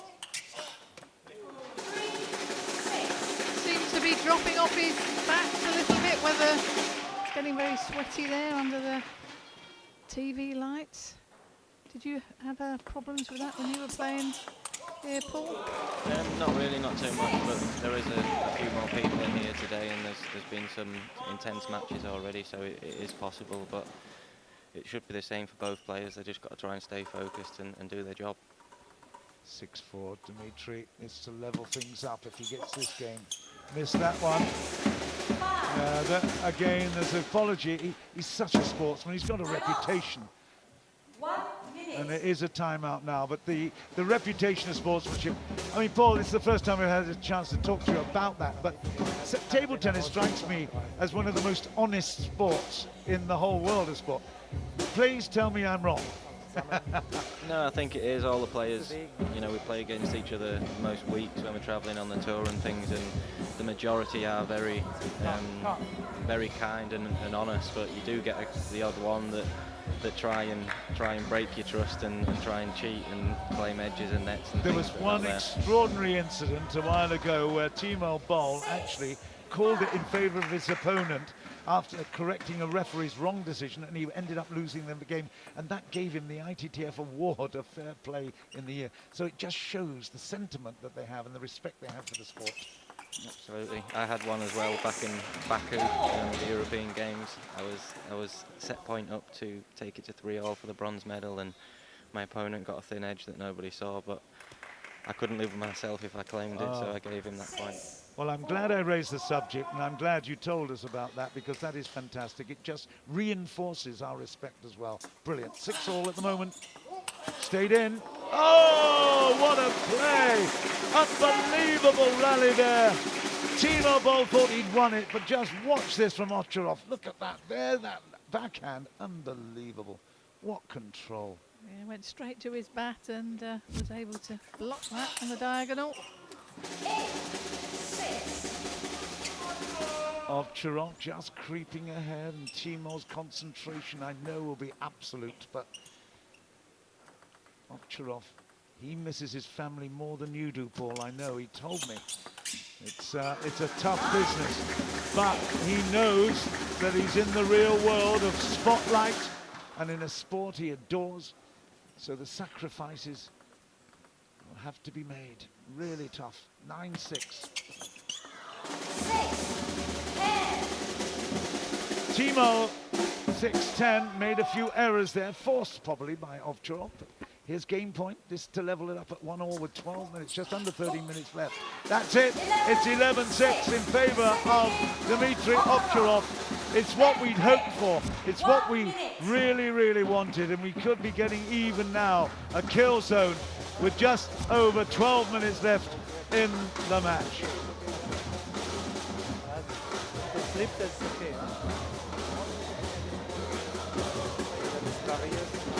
I think Ovtcharov's playing a little bit better that game. I mean, I don't know what you think. Could he step up a gear, or? I think he could, yeah. I think, as you said, he did play a little bit better there, but the players know each other so well. You know, it's a very tactical game. They know exactly, basically, where the players are going to move for the receive at 9-all and certain serves that they're going to do when it's very close. So it is almost a game of chess and just trying to make sure that they outsmart their opponent. Right, Ovtcharov has levelled it 1-all. He'll feel a lot better about himself at the moment. Timo never, ever gives up. Love 1.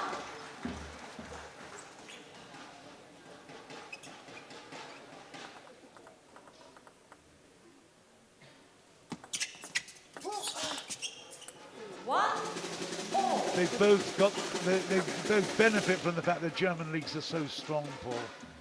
Yeah, from a very young age, they were both part of the German league. Now Dimitrij's out in Russia and Timo's still there in Germany playing in the top league, so they've both benefited from that, and as do the younger Germans that are coming through as well. And they also experience, because of that strength, they go to China often to do their training. It's you know, they've been given every opportunity, haven't they? Yeah. 2-all in points, 1-all in games. We can't split them. Uh-oh, we haven't seen an air shot before from Dima. I tell you, that's extraordinary. Aye. He had a wry little smile from him as well. You don't see that very often, Nope. do you, in the game? No, I don't think he could believe that he missed that ball. And he's missed that one as well, and they'll take a towel, that's for sure. Dimitrij particularly wants to just get over that. put it behind him very quickly. Timo Boll, he just is so consistent. He nibbles at you all the time. He's like a terrier.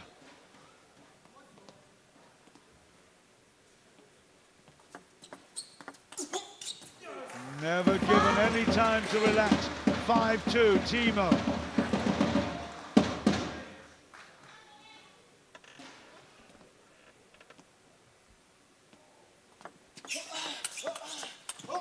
Oh, you beauty! The lefty's backhand there, but it was footwork as well that won that point. Yeah, both got very quick footwork, but he got a lot of side spin on that backhand. At least he didn't. At least he didn't go for his changeover grip to the right hand. If he's leading by 3-1, we might just get that. Who knows? We'll see. Miss that. He's creeping back, Ovtcharov. 6-4. 10 minutes will go in a flash, I can tell you. This is really, really intense atmosphere, intense competition.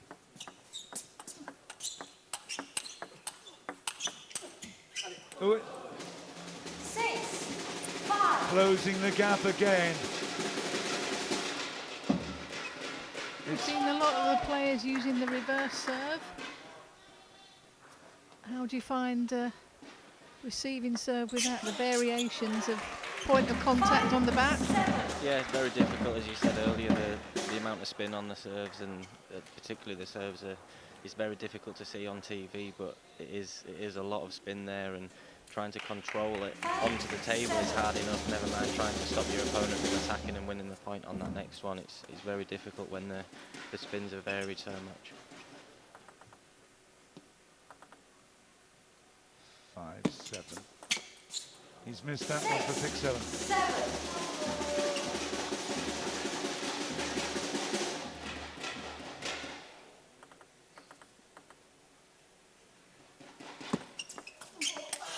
Oh, you beauty. Great, great service. Wonderful. Tying up the left-hander into his body and then a cross-court on the diagonal. It was perfect. How much is instinct and how much is planned in the rally, Paul? I think different rallies are different. I think Dimitrij used that long serve that I spoke about earlier, and you know, it is a shot that Timo struggles with, and it opened up the table there, and I think Dimitrij will have practiced that little routine quite a lot in his warm-up before this match. So you're saying he's serving a longer one so that he can attack it and then counter topspin the next one? Yeah, I think Timo's very good over the table when he's receiving the short serve, so if you can open up that game straight away with that long serve, especially into his backhand, he doesn't necessarily get the strongest receive off, and then hopefully you can capitalise on that. We don't often see him frustrated like that, Timo Boll, but he's down 9-7 at the moment. And this is for an important game, but again, he is Mr. Comeback Kid. He has come back from an extraordinary positions before now. 9-8 though. Ovtcharov will be so intense and focused here. That's gone. 8-10. This is game points now for Dimitrij Ovtcharov. Timo Boll tried to play that receiving serve with a lot of topspin. It went too far, and again getting another little chance to towel down. Get the thoughts together. Only one more point required. So really he's got 3 chances here. Timo 8-10. That's one gone. 9-10. Even if he levels at 10-all, he'll have the service back. Timo 9-10. Still game points. Ovtcharov. Oh my goodness, what a service. Did you see that coming? Wow. No use. 10-all. Unbelievable. He's looking at the ball to say that must have been flat. Wow. 1-all, 10-all. How close is that? Timeout, and that's a good, probably a good time to call it. It's a fabulous final, this. Maybe we haven't got the exuberance of that third ball placing, but actually, in terms of quality, this is wonderful.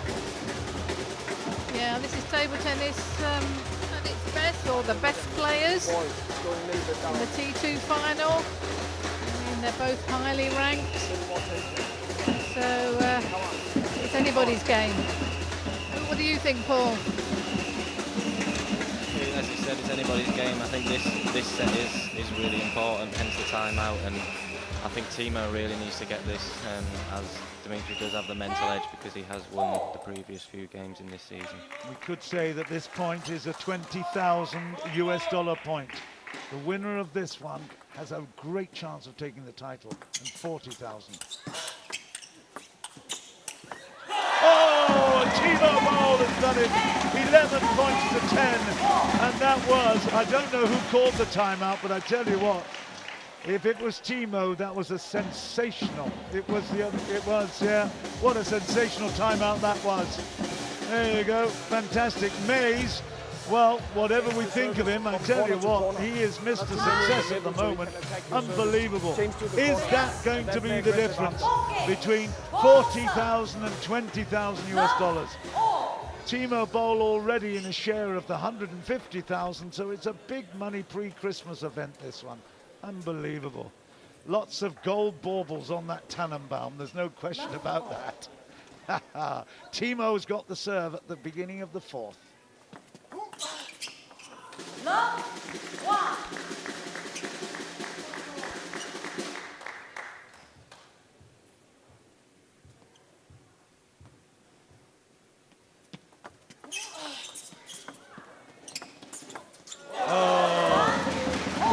Clever play. Okay, he's apologizing, but I tell you what, he knew exactly what he was going to do. That wasn't a great shot. That little drop in the halfway court from Dimitrij, he wished he could have played that again, that's for sure.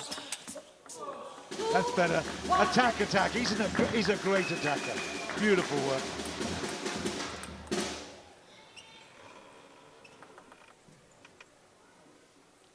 Just over 5 minutes left. Okay, if he gets this game over very quickly, we could then be looking at either a kill zone or a tie break. What a moment that would be if we had to go to tie break. Yeah, great rally there by both players. Away from the table, spinning it both backhand and forehand. A lot of power. Ovtcharov and Yorgen just nodding. Oh, sensational play from Dimitrij. Goodness me. And he took it so early, quick off the bounce. Showed intent, didn't it? Just look at that. Each way, absolutely. One flank, then the other flank. I tell you what, he nearly turned Timo Boll inside out. Extraordinary. 4-2. And another beauty. Gee whiz, this is unfolding in a way that none of us can predict. Fantastic play, lovely serve, and he's done exactly the same as you just said, Paul. It's a length one, and he followed it up beautifully with the attack as well. Oh! 3-5.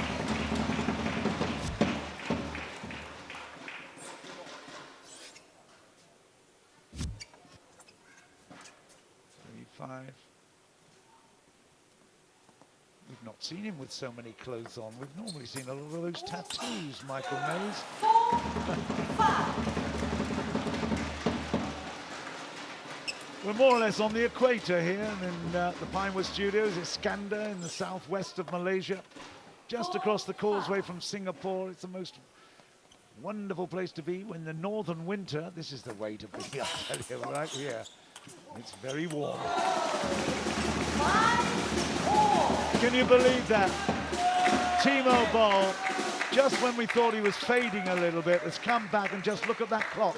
That is so vital now. 2 minutes 40 and counting down. Dimitrij has got to really, really put this one to bed. He needs this game desperately.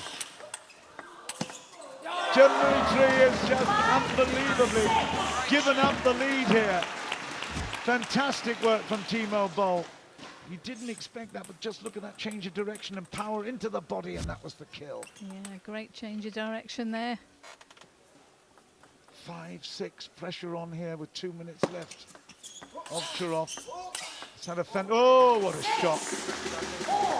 How many times have we seen him play that one? 6-all is the score. Timo will serve from now, but with 2 minutes left and the towel down, and see, well, the clock is stopped right now at the moment. So Winnie has stopped the clock. 6-all.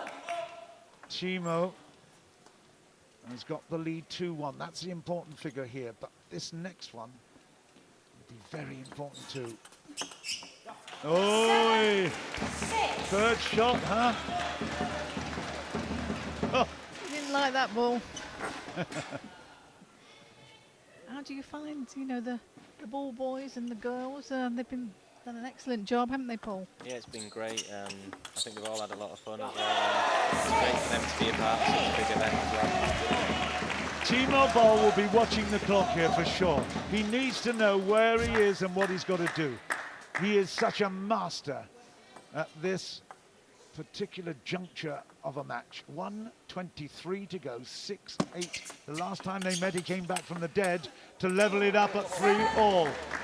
This occasion, it's 7-8 and really tight.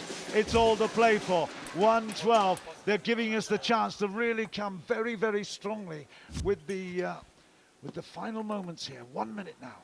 7-8. Oi! Oh, what an edge that is. A brilliant backhand there from Dimitrij. Look at that. Unbelievable skills. Took it right at the top of the bat. It's 8-all. And we are now counting down. And I tell you what, my heart is pounding. I can ill afford that, to be quite honest.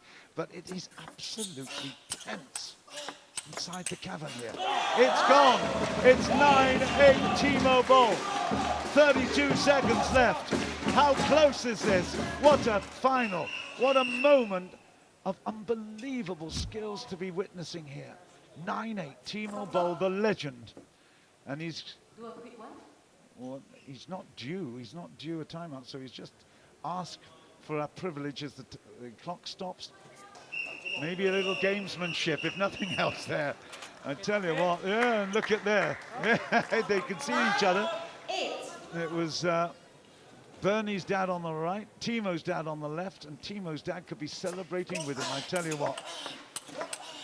Accuracy required here, and it is good, 10-8. 15 seconds left. Surely that is enough. Here he is. He's not smiling too much. The boy that dedicated his life to Pirelli was the father of a guy that has dedicated himself to world table tennis. And just watches, we are on the verge of an historic win by Timo Boll.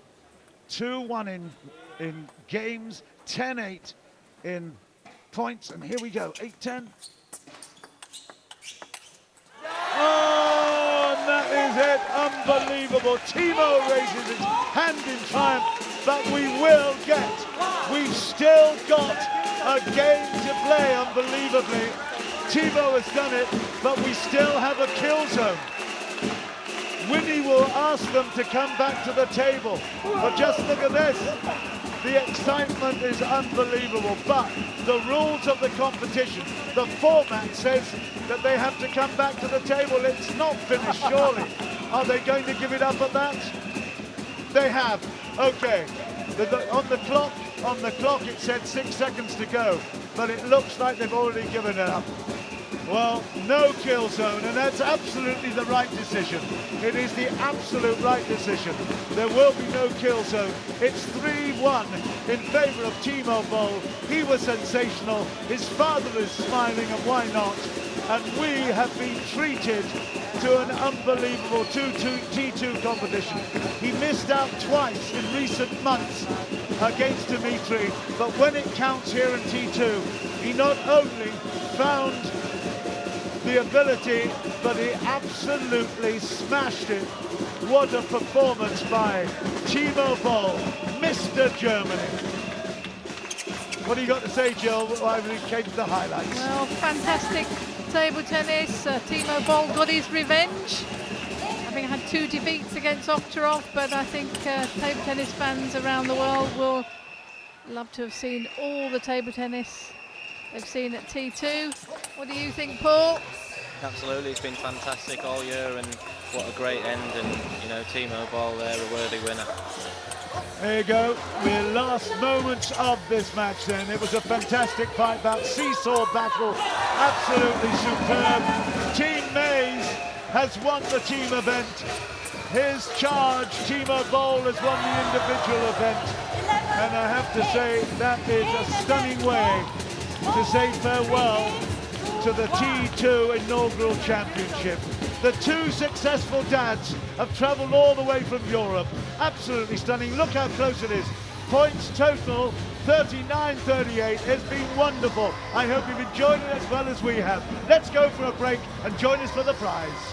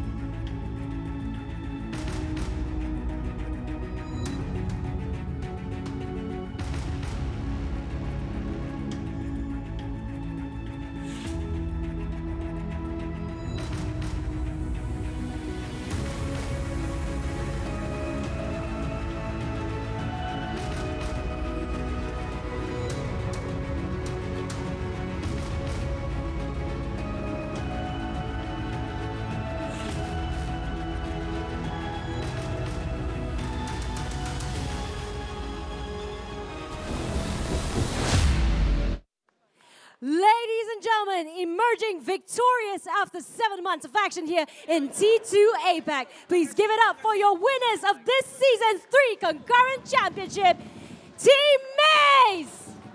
Women's champion, Bernadette Szocs, and men's champion, Timo Boll.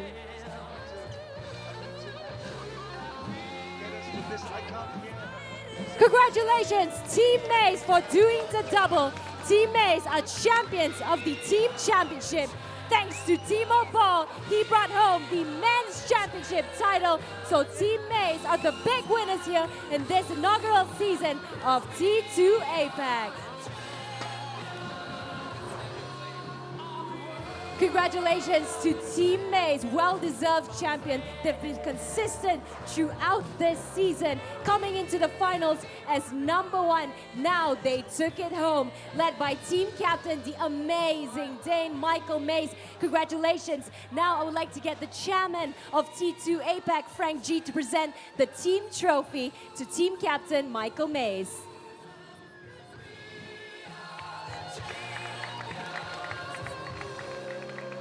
Ladies and gentlemen, this momentous occasion as Feng G, chairman of T2 APAC, hands over the team championship trophy to Michael Mays, team captain of Team Mays. Well done, they did the double. The trophy is yours to take home, $150,000 US. Congratulations, Team Mays.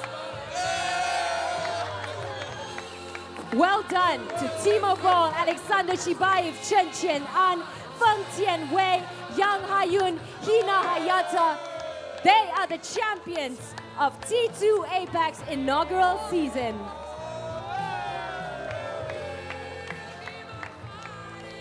And now we want to hand over the trophy to our men's championship. Of course, Timo Boll did the double here today. He defeated Dimitrij to be crowned men's champion. So once again, I would like to get Feng Chi, the chairman of T2 APAC, to present Timo Boll his men's championship trophy.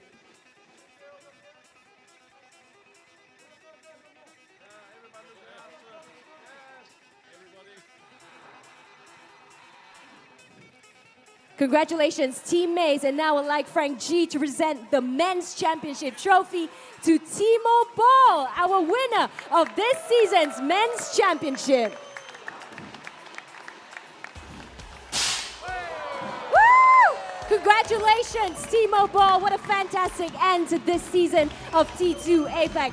Doing the double for his team. Team Maze, the big winner. Thanks to Timo Boll, he's bringing home the men's championship trophy. Timo, before we let you go, give us a wrap-up of your amazing season here in T2 APAC. Oh, what a day. Cannot believe it. I was so nervous, first for my team, and then I was quite glad after the team victory, so I was a little bit more free to play, and this helped me a lot. Your season in 2017 has not ended yet. I believe you still have a tournament before the new year starts. Tell us what else we can look forward to after winning this title for yourself. Yeah, we have the World Tour Grand Finals next week, so I think Dima can become #1 in the world, so I wish him all the best for that. I hope he will achieve that. It would be great for the whole table tennis circuit, especially for us Germans, and I try also to play a good tournament. Yes, Timo Boll always have kind words to say. All our fans here in T2 APAC absolutely loves you.